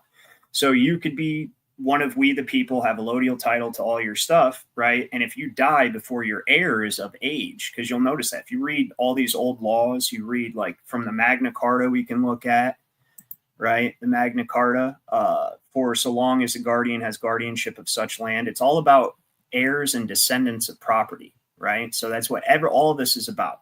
Is if any earl, baron, or other person that holds land directly of the crown for military service shall die, at his death, his heir shall be of full age and owe a relief. So it's talking about descent of property. So from the Magna Carta to the Northwest Ordinance to pretty much every major the KV, it's all discussing the disposal of property after somebody's death, because that's the lever point that they're able to get in at. That's where fact meets fiction. Common law does not recognize fiction under any circumstances, except one: in realizing the last will and testament of a dead person. So common law will carry out that man's last will as if he's still alive. Okay. And it'll be lawfully enforced. So that's how they're able to pull us all into the realm of the dead, because now we're just going to act like nobody's alive, and those who are living aren't of age. They're all infants, so they can't control anything or hold any title, and then we'll just administer everybody. That's how they did it, right? So, and it's that simple. And all of this has to do with the descent of property, every last bit of it. So you can see this in the Magna Carta. You can see this right here. Life, such estates have been granted, have gone beyond the sea, so absented themselves for many years, that the lessers or revisioners cannot find whether such person or persons be alive or dead. This isn't the first time they did this either, right? So they set the KV Act, which is what they're using right now. They did this in ancient Rome when Nero introduced the 12 tables, and it's always been for the same purpose, because law really is that simple. It all comes back to the same thing: who has control of property, who has the right to own property. It all comes down. So Nero, with the Roman Senate, they consented. He burned Rome to the ground, killed a bunch of people, and then introduced the 12 tables that said, hey, since we had that horrible thing happen, we're going to presume you're dead, and you need to come forth and prove that you're living. Otherwise, your property is administered by Rome, right? And then they did it in England. Same exact thing. Burnt London to the ground. Then here we're looking at the byproduct of that. So and that was after the plague too, the year before. Yep. Yeah, they had the plague and then the fire. So like in all, is like 70,000 people died. The same playbook, just like you said earlier. Same playbook over and over again. Wash, rinse, repeat. Yeah. And it's because it really is simple. Like law is simple, guys. They try to overcomplicate it. They try to overcomplicate it. So simple. So simple. It's all about your relationship to your property. So now that we kind of have an idea of that, we're going to get back to what we started on, which is the Chisholm v. Georgia. And here's the difference between feudal tenures across the pond and what we're supposed to be, even though we're a feudal tenure now, because we've been taken back over by the Bank of England and the same Babylonian money magic sorcerers that have been doing this for the last 1,000 years or so. And it is the same people. It is the same exact people. That's what I was going to explain to you. So the probate, that's what I got to explain. So the probate's the jurisdiction. So say you die, right? So you'll notice the Magna Carta, set the KV Act, the Northwest Ordinance, they all have to do with the descent of and inheritance of property, right? So in our republic, where we are sovereign, the only way that they could usurp the sovereignty back was by basically taking people under administration, because that's the only doorway out of common law that there is to create feudal tenures, is administrative law. And so Michigan created its probate court before it even became a state and granted the judge license to sell the lands of incompetence under administration. Well, that's the whole point, is to be able to take you under administration, sell your property or mortgage your property, borrow against your property. That's the whole point of the 14th Amendment. And that's immediately what they started doing. So Michigan started setting up the infrastructure in preparation for this 14th Amendment and all this stuff to happen. And they did it perfectly in lockstep with the United States. That it shows that the states, at least the northern states, were 100% complicit with this tyrannical enslavement the entire time. 100% on board. I mean, so Michigan created forced the birth certificate the same year, actually, coincidentally, I'm glad I thought of this, the same year that this act that was vetoed right here that I was showing you guys, right? Was it here? Okay. This same year that they started passing this bullshit, and then they said, some later enactment could reverse the Civil Rights Act, so we need to enshrine it as an amendment to the Constitution. And that's where the 14th Amendment came from. That's what I was meant to finish up earlier. And that same year that they did this dumb shit, Michigan started demanding that the county clerk record births, registered births. So they did it in lockstep. right? And then the same year that they did this was also the same year that they allowed people to register to vote for the president directly. So people were able to register to vote this same year. So that registration to vote was secretly a backdoor into federal citizenship, and quietly just funneled all the people in Michigan right into federal slavery without them even being the wiser. Michigan is a wretched piece of shit state, dude. I mean, the state's nice. The government is a wretched, awful, fucking horrible, libtarded piece of shit government. No question about it. And it has been the whole time. The whole time since it was a territory, they've been pieces of shit. Absolutely. And they have never intended on the people being free, just the rich people like the DeVosses and all them fuckers, right? They'll be free, but not you. Not average men and women. No, that's not going to happen. Because they have claimed their estate. Guaranteed. Right. And then they've taken your property under administration and set up this big corporate fiction banking system like the land banks and all that stuff that we were talking about earlier to take everybody, usurp everybody's property, and then hold it as collateral so these few rich families can borrow from the central banking cartel, right, as much money as they want against our sweat equity. Why do we not hang these? And we have to pay it back. Yeah, well, we have to 14th Amendment citizens do. Yeah. Oh, listen, you don't even have a choice. That's called slavery as far as I'm concerned. Pan mulattoism. This guy popped up. I don't know. I'm there. I feel like that's going to be a Brenda. Think it's a Brenda? Let's see if it's a Brenda. Against my better judgment. Oh, come on. Going to allow it up. Let's see. What's going on? What's up?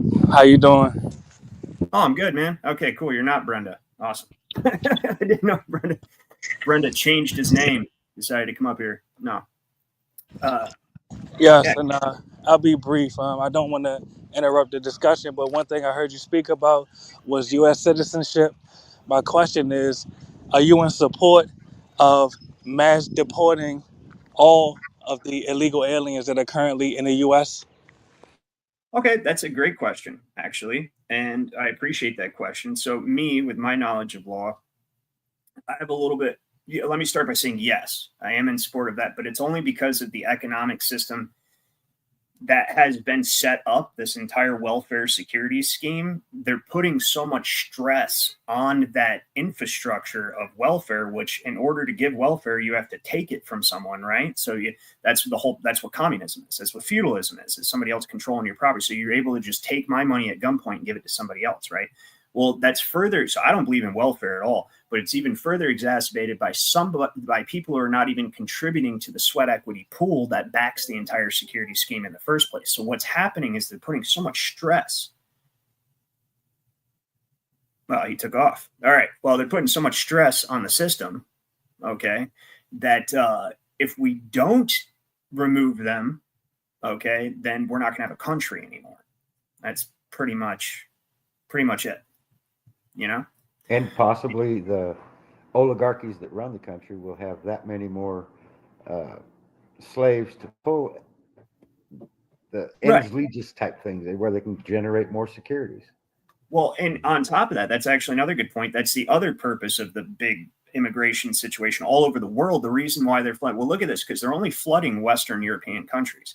Right. And the United States, right? They're not flooding, like you don't have African countries being flooded. China's not being flooded with immigrants. You don't have, you know what I mean? So, and they're coming from these third world crime ridden areas, right?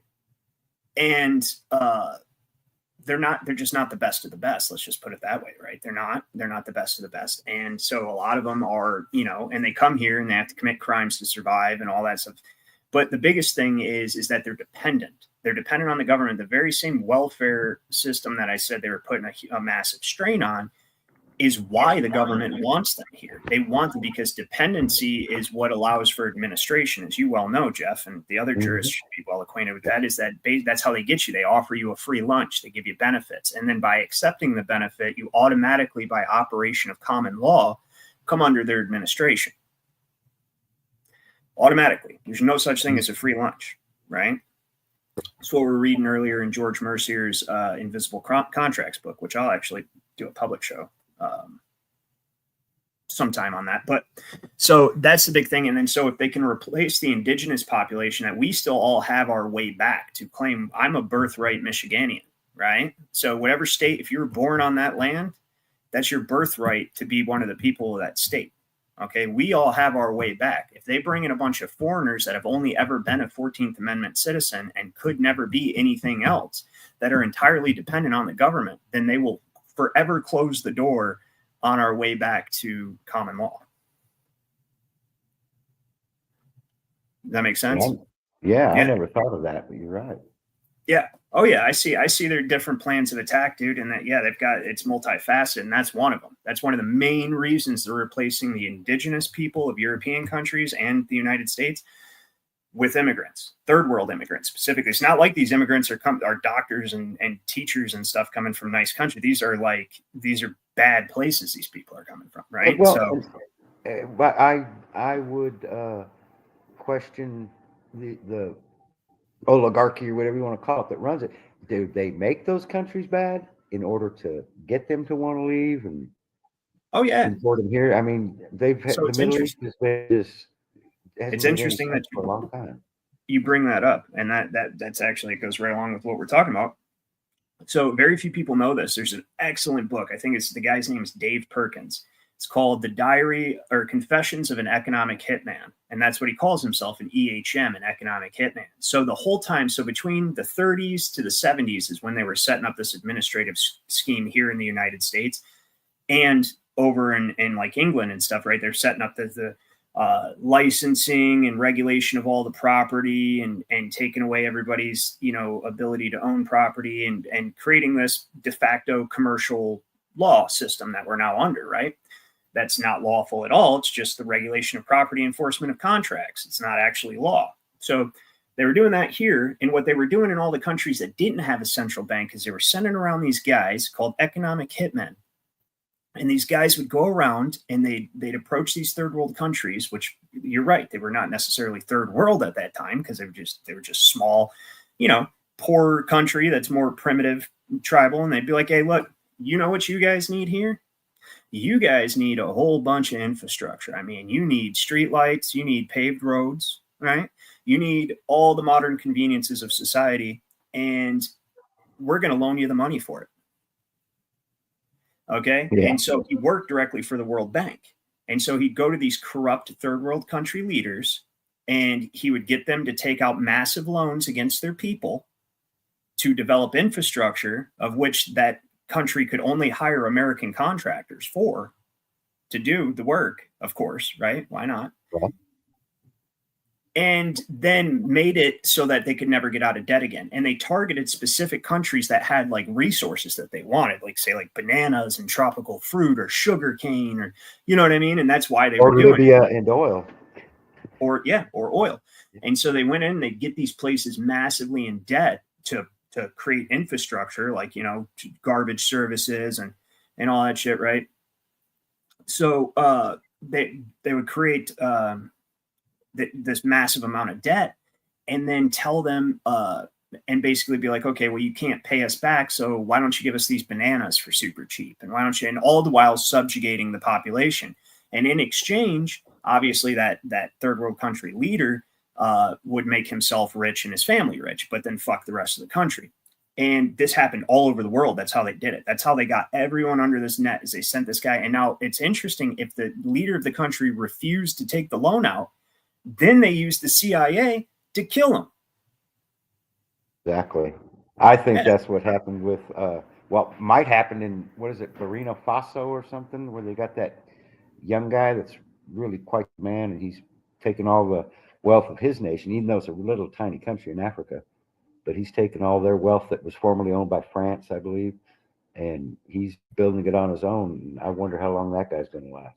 I hope probably not very long. Well, you know what? That is one of the things that seems to be a little bit different right now. Like, I feel like we're meeting in the middle with with a lot of things. It's not perfect. It's definitely not giving us our sovereignty back, but it could be a whole hell of a lot worse. And maybe the guy might make it. Yeah.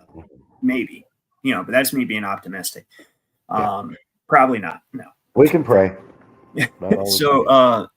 AM1 says, and we appreciate the super chat, are LLCs good or playing into the system? It depends on what you're doing. You know, like we got a fellow jurist that's got a bunch of Airbnbs and stuff. So like obviously there's really no way to maintain that system without playing into the system, you know. And LLCs are, yeah, they're helpful. I mean, because that's all any trust or corporation does in the first place is basically limits your liability. That's what it does, and it keeps property away from creditors. It's very funny, actually, that you asked that question. Because so all corporations, see, I'm jumping way ahead here. All corporations are trusts. Now, trusts are not necessarily corporations, but all corporations are a form of a trust. Okay. So corporations come under the law of trusts. And the funny thing about it, let's see if I've got this pulled up here. I'm pretty sure I do. Yeah, Practical Treatise on the Law of Trusts. Right. So this is a very good book, by the way, but it says right here in the first page, the origin of trusts, or rather the adaptation of them to the English law, may be traced to the ingenuity of fraud. Because that's what all trusts and corporations were created for, the purposes of fucking people over. That's all they've ever been created. And this guy, he does it's a very impersonal, well-researched treatise on the law of trusts from the 1800s. This guy does a great job. He's not being like derogatory or anything talking about it. He's just stating a fact. And that's what they've always been designed for.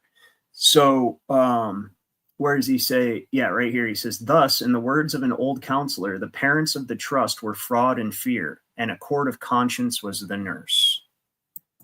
Right? Because like he says up here, he says, by the interposition of a trustee, the debtor thought to withdraw his property out of the reach of his creditor, the freeholder to intercept the fruits of tenure from the lord of whom the lands were held, and the body ecclesiastic to evade restrictions directed against the growing wealth of the church. But see, now they're used to defraud, but now they're used to defraud us. So we can use something like an LLC. Well, what we're discussing in the Jurist Society, private express trust is the direction we're going, because it's a common law trust. There's been a multitude of Supreme Court cases that have upheld the Article 1, Section 10 protection of the private express trust. And there was a lot of work done in the late 1800s, early 1900s regarding protecting this common law trust, because that's what the big oligarchs used before they created their corporate system. Like the Rockefellers and Carnegies and all them guys, they used private express trusts to keep their property safe and their money safe, right? And so obviously the court sided with these wealthy fuckers, and now we can use that to our advantage, because now we can put our property in private express trust. And okay, so the Article 1, Section 10 protection, I guess I didn't explain, is Article 1, Section 10 states that no state shall pass any bill of attainder, ex post facto law, or law impairing the obligation of contracts, or grant any title of nobility. And there's been some success with this. That's what that Weiss Concise Trustee Handbook is. Because when you create the trust, and you've got to be very clear and concise in stipulating the terms of the trust, but this is the idea I have regarding an automobile, right? So it's okay. Let me explain why it's protected. It's protected because it would violate if they try to enforce a statute or code that forces you to impair your obligation of a common law contract, because common law is the fundamental law, right? Supersedes everything else. They cannot enforce any statute or code against you that would impair the obligation you have in this common law contract. You don't need permission from the government to create a private express trust. What you do is you just draw up the trust, get the signers to the trust, and put it on the record. Get it notarized, sealed, whatever your path is. I would seal it, but it may not have a seal, so you notarize it and then put it on the public record. And that trust is good.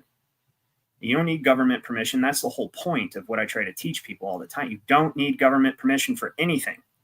Nothing. Not a single fucking thing, unless you're a 14th Amendment infant. But anyways, so my idea with the automobile is if I take and I put my automobile, and I'm using that word intentionally because motor vehicle is a commercial term. So I put my conveyance, even you could say, in a private express trust. And part of the terms of that trust are, under no circumstances at any time is this automobile to be used for commercial purposes whatsoever. Now, that's the contract that's created, and that's the one I'm a signatory to, right? And it's a common law contract, a private express trust protected by tons and tons of case law, right? You cannot enforce your motor vehicle code because that in it by its very nature is commercial. Everything in that code that you would require me to do is commercial, from registration to licensing to everything.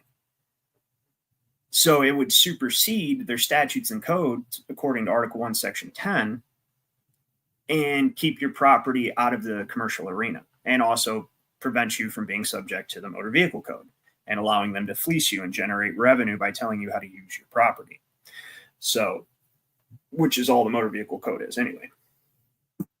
But yeah, but LLC is kind of like a version of that, except for you're doing it through the state. So, I mean, really, I wouldn't say they're bad, because your question is, are they good or are they playing into the system? I wouldn't say they're necessary depending on what you're doing.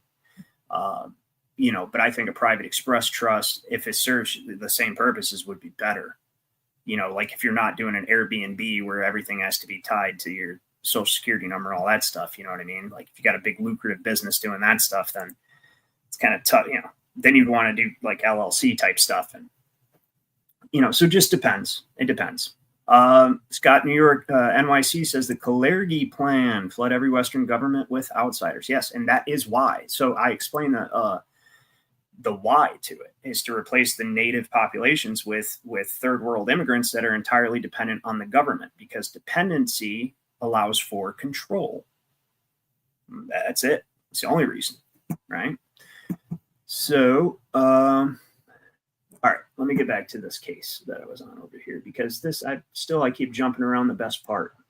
And the best part is absolute proof that we are sovereign and the government is beneath us. If I haven't proven that enough yet with the 14th Amendment and the cage around DC and everything else I've presented. Right here, we have, so we'll finish this. It says that it is easy to perceive that such a sovereign cannot be amenable to a court of justice or subjected to judicial control and actual constraint. It was of necessary, therefore, that suability became incompatible with such sovereignty. So he's talking about a king over in England, right? Or prince. Oh, and it's funny, in these old cases, this is 1793, they call him a prince because they are all princes under the Pope of every nation. So you might be the king of England, but he's a prince on the world stage. And he's a prince because the Pope is the kingmaker, because the Pope represents ultimate divine authority. Nothing against Catholicism at all. I like Catholicism, but like any other man-made institution, and specifically one that old and wealthy and powerful, there's a lot of corruption, right? But, no shade directed towards my Catholic subscribers, because I personally find there's a lot of secrets in Catholicism, a lot of rich history, and there's a lot of things I like about Catholicism. But one of those things is not the government of Catholicism. So I pretty much don't like any government. I just recognize it as a necessary evil. So they call him a prince. So besides the prince having all executive powers, the judgment of the courts would in fact only be monitory, not mandatory to him. And a capacity to be advised is a distinct thing from a capacity to be sued. So they could not actually reprimand him or cause him harm. They could only basically reprimand him. Or like say, hey, you shouldn't do this. It's a monitory judgment from the court, because the court uses the king's sovereignty to do anything. So how can the court use the king's sovereignty against him? Can't. And that's what I was getting to with us here in this country and how our courts are, right? That's why it takes a fellow sovereign to sue you, because the court uses your sovereignty. So the state uses your sovereignty. So how can the state use your sovereignty to trump up a pretended offense for anything without an actual sovereign victim? It's ridiculous. It's absolutely asinine. And when you really understand how law works and the fount of authority, what that is, right? The system we have now is literal slavery. Like, it makes no sense. And it's totally a result of everyone's ignorance. If you just learn this stuff I'm teaching you, we could easily just tell them to fuck off. Just fuck off. right? Don't tell me how to use my property. I'm not hurting anybody. Okay. I don't have a victim. I'm not violating anybody's free will. Leave me the fuck alone. Right. Or I got some freedom seeds that I would like to plant in your face. So anyways, yeah, you couldn't be sued, only monetary. So the same feudal ideas run all through their jurisprudence and constantly remind us of the distinction between the prince and the subject. Remember, 14th Amendment citizens are subjects. As Jerry Sonamick says, the trust must perform. They are punishing you under the guise of damaging the public trust. Yeah. Aren't you from Ireland, Jerry? You guys got the same situation. It's the same situation everywhere. It's the same. It's just, they used us as the model. So, all right. No such ideas obtain here. At the revolution, the sovereignty devolved on the people, and they are truly the sovereigns of the country, but they are sovereigns without subjects. And then he says, and it's not because they're African, it's because they were chattel, they were slaves, right? And have none to govern but themselves. The citizens of America are equal as fellow citizens and as joint tenants in the sovereignty. Now listen to this. Okay, so you're sovereign. No one man is above another, and damn sure the government's not above you. It would take a jury of your peers to create a sovereign authority higher than you to do anything to you. That's why we have that right to a trial by jury. And that's why it's necessary. Like in the Wisconsin, there has to be an indictment from a grand jury to even go to a criminal trial in the first place. You have to have a collection of your sovereign peers, which the word peer is peerage, like sovereignty, royalty, right? Have your sovereign peers decide that they think you might have caused harm to someone. And so then they indict you. And then you go through a whole trial where fellow sovereigns decide whether or not you're guilty. And the court and the state and the weirdo priest in a black robe up there, they don't have nothing to do with any of it. They just administer the whole thing. They just basically are paper pushers, move the proceedings along. Okay. So joint tenants and sovereignty. From the differences existing between feudal sovereignties and governments founded on compacts, which is ours, it necessarily follows that respective prerogatives, but even this judge, I don't know how they didn't know this, even the feudal sovereignty is created by the compact of the Doomsday Book. That's what did it. The fact that it's called the Doomsday Book is interesting too. But spelt Domesday, though. If you look it up, it's Domesday. So sovereignty is the right to govern. A nation or state sovereign is the person or persons in whom that resides. In Europe, the sovereignty is generally ascribed to the prince. Here, it rests with the people. There, sovereignty actually administers the government. Here, never in a single instant. Our governors are the agents of the people and at most stand in the same relation to their sovereign in which the regions in Europe stand to their sovereigns. Their princes have personal powers, dignities, and preeminences. Our rulers have none but official, because they're not our rulers. I don't even know why he worded it that way. Nor do they partake in the sovereignty otherwise, or in any other capacity than as private citizens. Boom. So, cut dry. Right? So the government is beneath you. Right? They're beneath you. So we got a couple questions over here, right? We've got, is there some sovereign license plate that can be attained? No, because again, Benji, like especially, we talk about this in the Jurist Society quite a bit, is if you have to ask the government for permission for anything. So there's a story that Zen over at Vocational Science and Freedom, he tells, and I think it's pretty funny because I can understand exactly what he means. He's talking about this guy who went to go try to sue for his sovereignty, to get a court to declare him sovereign, right? And the judge was like, I can't do that. And not only can I not do that, but you don't need me to do that. If you have to ask the government for permission for anything, then you're not sovereign. You know what I mean? So, and also the sovereign license plate, this is how I also look at it tactically, because there is no silver bullet, right? There's no silver bullet for this stuff. Everything's a chess match, as the jurists well know, especially a couple of them dealing with traffic tickets recently. Very impressive, by the way, Eddie. It's Edward Rainey. Hold the line, G. But that's what if you have to ask. So there's no silver bullet. Everything's gonna be a chess match, and you have to know the law and know how to argue the case. You recognize what they're doing in traffic specifically is the administration of your property. Is you're trying to tell you how to use your property. And so say you don't have a license plate on, right? What they're literally pulling you over for objectively is not giving your car to the state, not conveying the administrative control of your property to the state to be used as collateral, as part of a trust, a Social Security trust, right? To be used to generate revenue as the beneficial use for lenders in a debtor situation, a mortgage situation.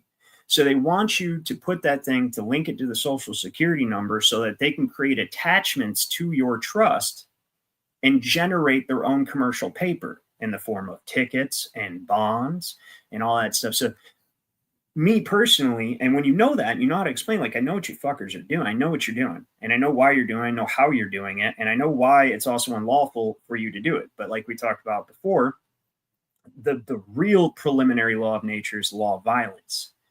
And they have a monopoly on force right now until we get more people to wake up. So it's always a chess match. And the goal is to be a big enough pain in their ass by knowing what they're doing to, if not win, at least get a draw, right? And never end up in their jurisdiction, right? And that's basically the most effective way to fight them. So when it comes to the license plate, the most important thing, in my opinion, is just not having an account number for them to create an attachment to. Then you put the cop in a precarious situation, okay? Especially if you're polite and intellectual and express what you know about the law, you know, intelligently, like I was just explaining. You explain this, right, to the officer, and he's probably going to be stupid because they hire people just smart enough to be violent but too stupid to realize, you know, who's giving the orders. And so he's probably not going to know anything about the law. And so you're going to sit there and talk to him, and it's going to be a chess match back and forth, right? And without an account number to create an attachment to, he's in a precarious situation where he either has to, A, commit violence against you without any real lawful justification. You've committed no crime. There's no victim. You're not hurting anybody. You're not harming anybody. And as you've just explained to him, he's trying to cause you injury, financial injury, for not conveying the administrative control of your property to the state to be used as collateral for the debt of Congress. And that in itself is slavery. And you explain this to him, right? Now he's got that choice. He can commit violence against this guy who's been polite, respectful, okay? Hasn't committed a crime, hasn't hurt anybody, even though you're probably too stupid to know that codes are not laws, right? He can rip you out of your car, take your property, injure you, and kidnap you, which is pretty unreasonable. It's always a possibility. It's very unreasonable, and also makes him a criminal in his soul, whether the law, like whether the government does anything about it or not. And at his soul, he's a criminal. He's a piece of shit. Or he can just decide it's not worth it. But you have him stuck at square one when he has no account number. That's what he needs more than anything. That's why they're trained to the first thing they ask for is your ID. They're like, yep, let's go ahead and crack open this trust account real quick. All right, now, how can we attach to this sumbitch right here? Okay, now, is that an open container? Yeah, there's an attachment. Yeah, is that an expired registry? There's an attachment. You know, let's see how many more hands can I stick in this trust cookie jar, right? What else we got here? Oh, your mirror's cracked. Another attachment, right? So I'm just having boom, boom, boom, attaching to your trust account, causing you financial injury for pretended offenses, for not using your property the way that you were told to use it by your guardians who are administering you because you're an infant, little infant retard. And that's the situation, right? You got anything on that, Jeff? Yeah, I was just going to say, and all of this without a victim. All of it without it. That's the most important part, because the law, that's what's simple about, you know what I mean? So if for there to be a crime, there has to be a victim. Law requires somebody's free will was violated. Otherwise, you didn't break the law. Okay? Everything else is the enforcement of contract, the regulation of property, or enforcement of some sort of trust arrangement, all of which require your consent, or at the very least, an unrebutted presumption. Right. Anything in equity. Is that one? Anything in equity. And it's all pretend stuff, has no victims. Yeah. Equity is And just we needs to be just- free. Huh? I always go back to the ens legis, the created fiction, which common law cannot even recognize. It is. And that's why it's so important to them to get this Palantir AI system set up and finalized, because they want to permanently lock you into your LEI, your legal, what is an LEI? It's legal entity identification. Talk about it all the time on this channel. And we talk about it in our meetings. And the LEI is quite simply this. There was a time, like say 1840s in Michigan, the birth of your child, right, was just recorded in your family Bible. You don't have to go run down to the county clerk and be like, hey, my wife just had a baby and here's all of its information. And here you can link it up to this account number and all this shit. None of that. Nope. You just had your kid, you had your child, and you recorded it in the family Bible. That was good at common law. That was that was verification of who they are, and you have people. See, back then, people's word meant something too, because everyone wasn't a bunch of atheist communists. Okay, everybody actually believed in God. So when somebody said something, their word meant something. And when you wrote it in the Bible, that's a record. Like, I mean, that's as lawful as you can get. As far as I'm concerned. Yeah, that's as lawful as you can get. Right. So what is the LEI? Well, the LEI is the registration, just like they did back in ancient England to take everybody's property. They had them register their property in the Doomsday Book, which gave the king, the government, administrative control over all the property. That created feudalism. Now you can give the property back out under conditions. Be like, here, you can have this property back, but now you're a baron, and now you have to pay me every year, and you have to collect rents, and you have to make sure everybody does this on your property that you're using for me. And there was the origin of trusts and all that stuff in England and here ultimately. And so through the registration of your child, now you're registering your child, and they create their own child, their own version of your child. That is the LEI. That thing only has existence on paper and in the mind, but it's not real. But that is what they are always dealing with or trying to deal with, because that LEI has a monetary value. And the name of the game is to pillage that treasure box, which also allows for broad overreach of government administering you, because the trust is created for your benefit, because you're an infant pauper, okay, whose sweat equity has been mortgaged. So you have the ability to do commerce with with tickets that represent your own debt, your own slavery. Like the Federal Reserve notes represent your own slavery, right? You are what give the money value. Your sweat equity, their ability to just reach in and take money out of your check, their ability to pull you over on the side of the road and generate revenue from you, creating attachments. All of that is what gives those little piece of shit papers value. That's it. And there is nothing else. Debt. That's the other thing it gets to. Yeah, it's not money. It's debt. Yeah. And and that's why they created the LEI, is so that they could have something that they control, that they can mortgage. But there was a time, like when this case I'm showing on the screen, there's no such thing as an LEI. You had your house, and you had your seal, and you had your privacy.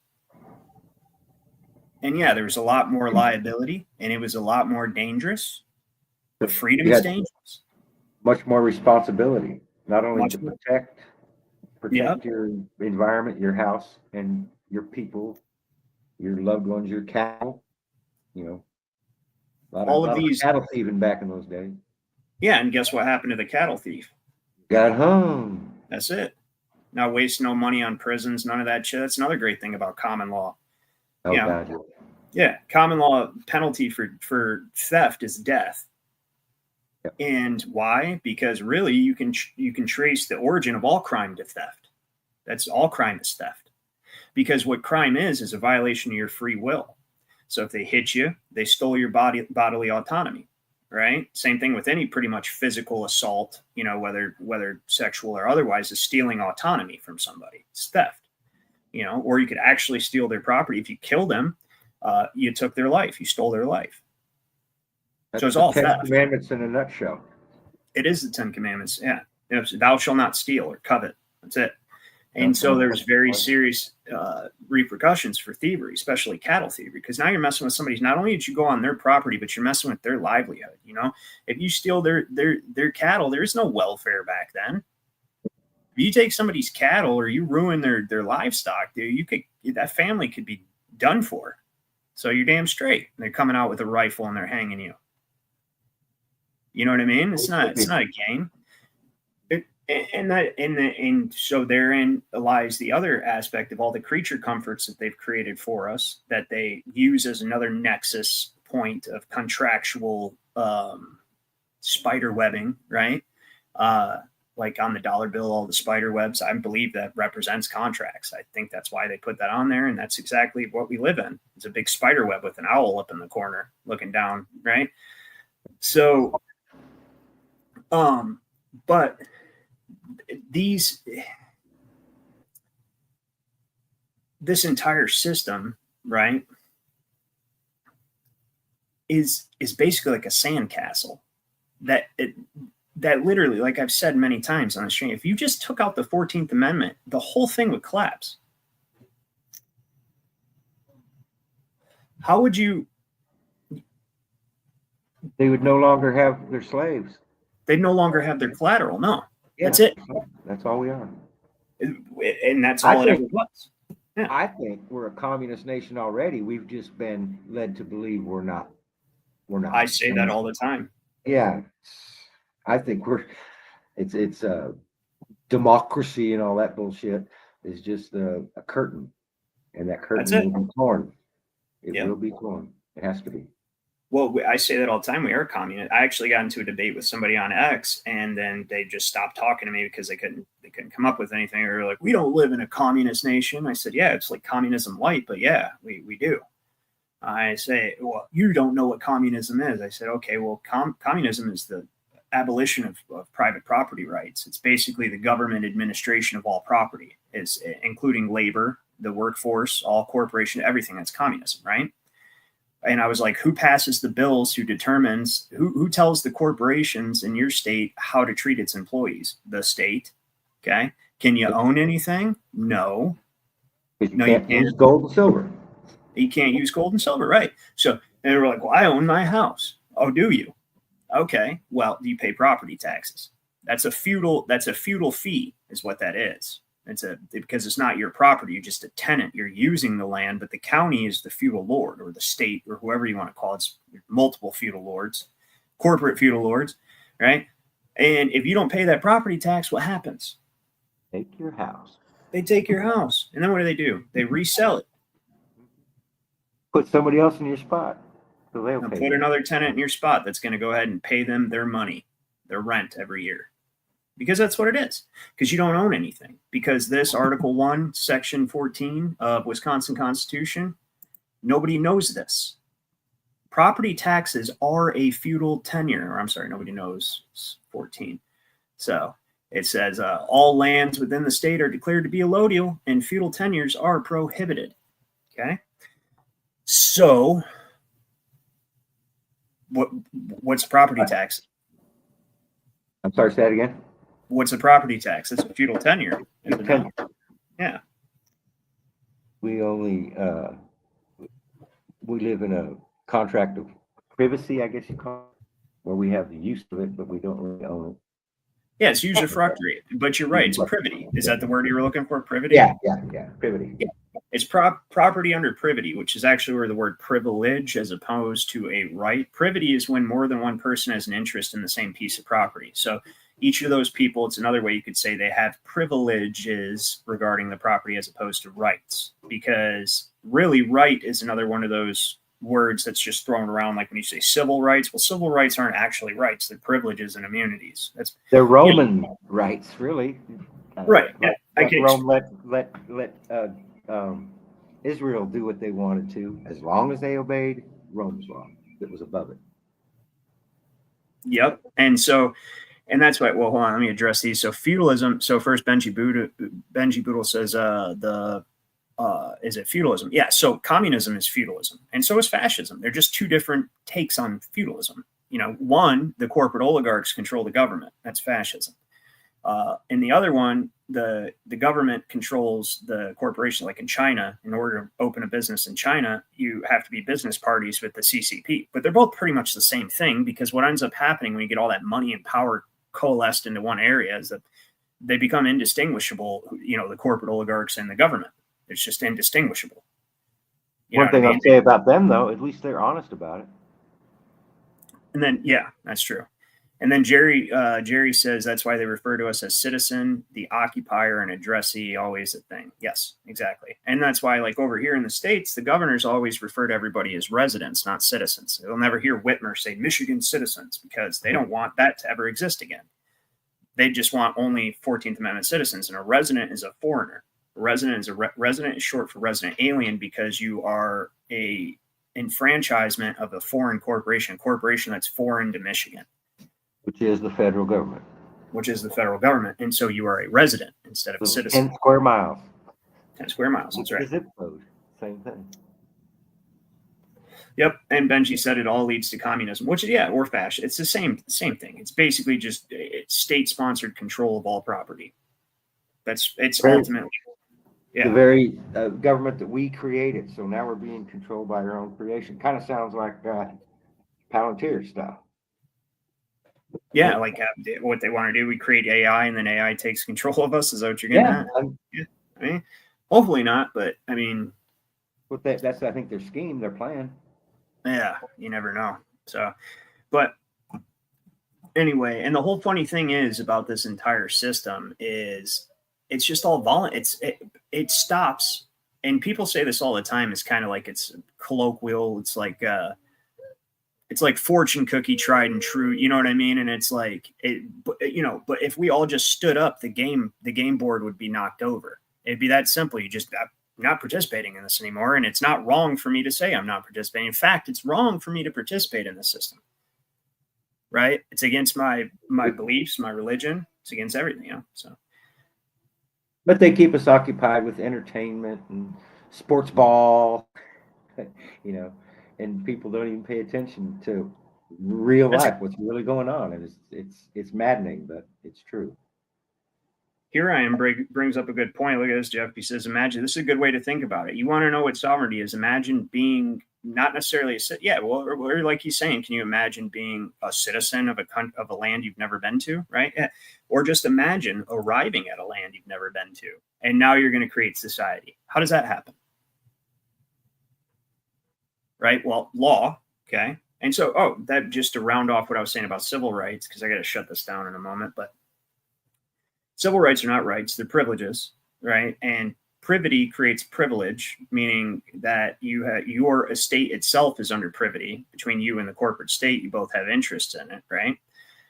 And so gay rights, okay? No offense to anybody if you're gay. I don't care who you sleep with, but it is a simple fact that at common law, which is the original law, it's based on the law of nature, nature's God, homosexuality is unlawful, right? But now if you sign up to be a 14th Amendment infant, they'll grant you a privilege that they call civil rights, where now you have gay rights. But see, the reason that it's unlawful, right? It's not a bigoted thing. It's because common law is based on law of nature and nature's God is applied to society. And anything that is unnatural or anti-life, right, or does not produce, right, is considered unlawful. And that's the law of nature itself. It just is. So you can't create an electrical circuit with two plugs, right, or two outlets. Plug in an outlet. Not trying to be graphic, I'm just saying, right? And it is that simple, from the microcosmic to the macrocosmic, and that's why commerce, Congress, and intercourse and war technically all have the same archetypal meaning, which is basically an exchange of positive and negative energies. Okay. And this is like the deep fundamental esoteric knowledge that the people who've set the system up know. They know this stuff, right? And they know how to manipulate it. And so the gay rights thing is a perfect example of a privilege. It's a civil right, which is not actually a right, because you can't call it, they call it a right, but it's not a right. It's just you've got somebody who's got a monopoly on force that's going to allow you to do something they say you can do. So they're basically going to take on the mantle of your unlawfulness, because they can make sure nobody stops you from doing it. And that's, in that sense, it's an immunity. In that sense, yeah, it's an immunity. That's a good, yeah. So it's an immunity. Yeah, you're breaking the law, but you're immune from the law. Exactly, because you are breaking the law, but you're still legal. It's still legal to do that, but you are breaking the law because it is against common law. Don't be mad at me. I'm just telling you, and then common law is unwritten and it's ancient and it's rooted in the Bible. It's actually rooted in the Torah specifically. And then the Christian take on English common law is obviously based on the Old Testament, but you had the Sanhedrin, right? The old Jewish court. And I think it's still they resurrected it or whatever with Israel, but and that was actually pretty much common law. If you actually read into like their court cases, right, it was basically a tribunal of Jewish judges that would determine cases according to Mosaic law. And then eventually that became Talmudic, and that's when you had the Pharisees and the Sadducees, and they started interpreting the Torah in the ways to benefit them and allow them to generate revenue and all that stuff. And the same thing that happened with Christian law too, really. Common law, like our UCC is basically a combination of Talmudic and Roman civil law. It's essentially what it is.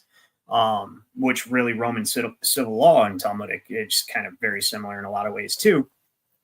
Point is they're taking this divine authority and then they're figuring out how to clothe themselves with it and make law. And that's what the Pharisees and the Sadducees were doing. And that's what Jesus actually fought against, was arguing with them about.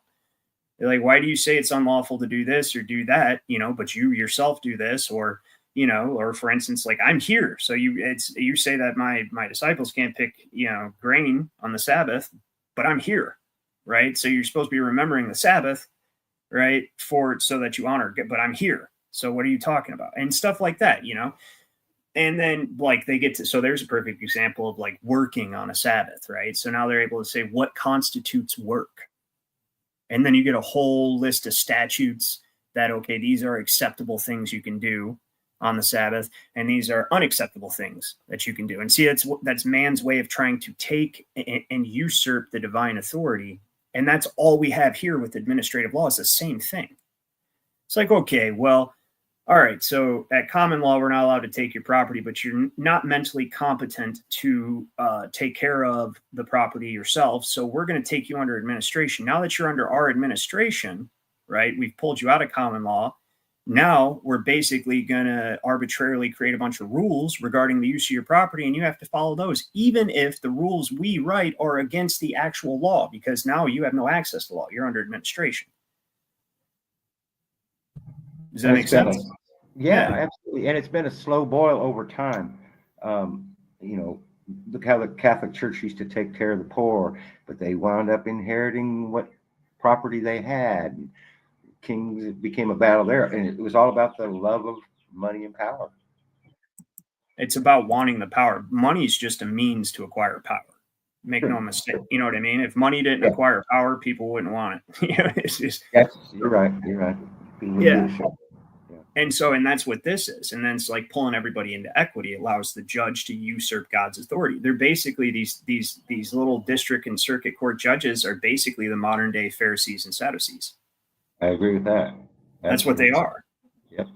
Right. So we are basically in the same type of situation that Roman occupied Jerusalem was in during Jesus's time. Same thing. Same thing's happening. Yep. It's the same exact thing. So with that, everyone. Wash, rinse, repeat. You said what? I said wash, rinse, repeat. That's it. There's nothing new under the sun, right? Absolutely. And that's absolutely true. But I think the rest of that should be, there's something very old that nobody talks about. And it's been there the whole time. And it's always been trying to usurp God's authority. It's almost like the archetypal darkness is what it really is. And it's kind of like the law is like the light in the darkness, and the light was good. Yeah. Meaning not anymore, but it was. Right, because at first it had a true north. It was just and righteous, and then now it's been twisted and warped, and the authority has been usurped to the point now that what is legal is actually unlawful.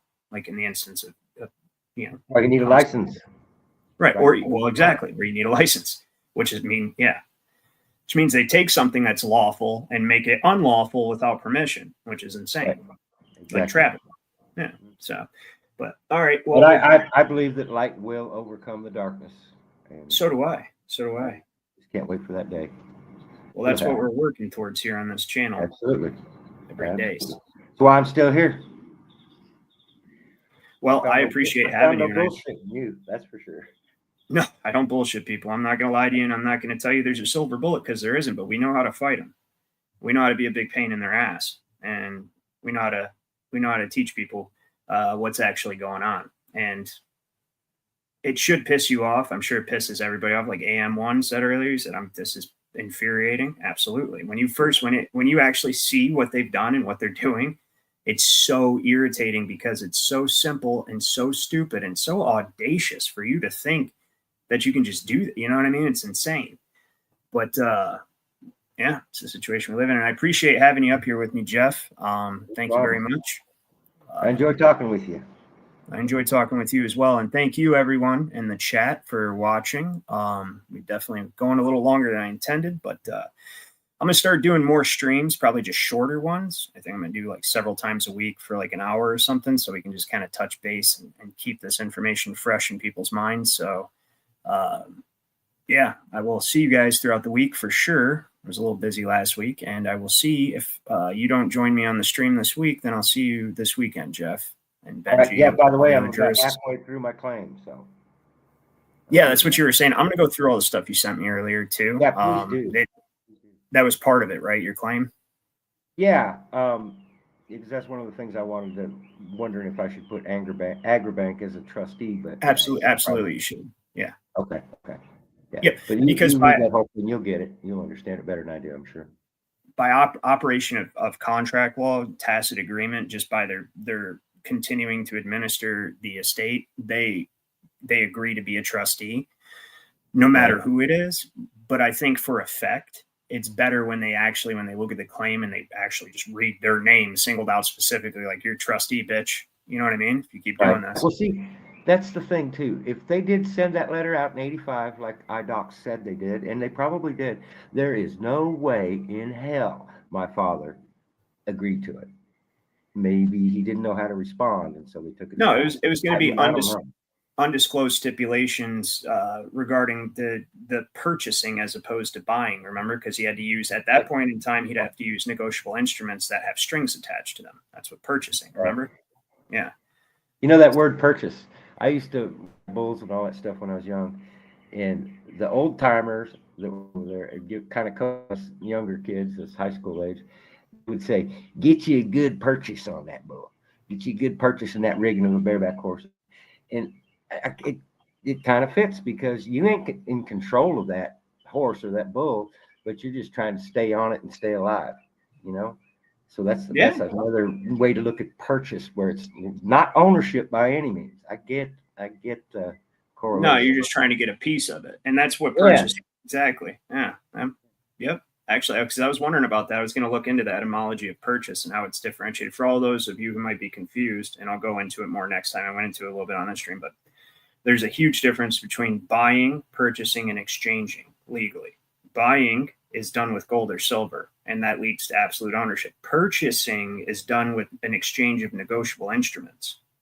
So like Federal Reserve notes in exchange for a certificate of title. That's an exchange right there, right? Of negotiable instruments. So, and both of those documents, the Federal Reserve note is a contract, right? And so is that certificate of title. Because it's not the actual title, it represents your contract with the state. But anyway, you're exchanging each of those documents. They have their own stipulations that they're subject to. What makes them valuable? They evidence debt. What makes them valuable is the obligations that must be performed in order to satisfy that contract. And so whatever those obligations or stipulations are, whatever you use those negotiable instruments to purchase as opposed to buy, transfers those same restrictions and obligations onto the property that was bought with it or purchased with it, because it now represents the valuable consideration of the contract. So, especially if it's an ongoing contract, like a trust arrangement, like the promissory note, the Federal Reserve notes are, are an ongoing mortgage of your sweat equity. So it's not something that can ever be satisfied. And it transfers those strings to whatever you purchase with the Federal Reserve notes now have to be registered and placed in as part of the trust that allows the currency to be valuable so that they can be used to generate revenue. And with that, I will see you guys this week sometime. And if I don't see you, Jeff, I'll see you Sunday for sure. Okay, very cool. Thanks, man. All right, you guys have an excellent evening, and I will see you next time.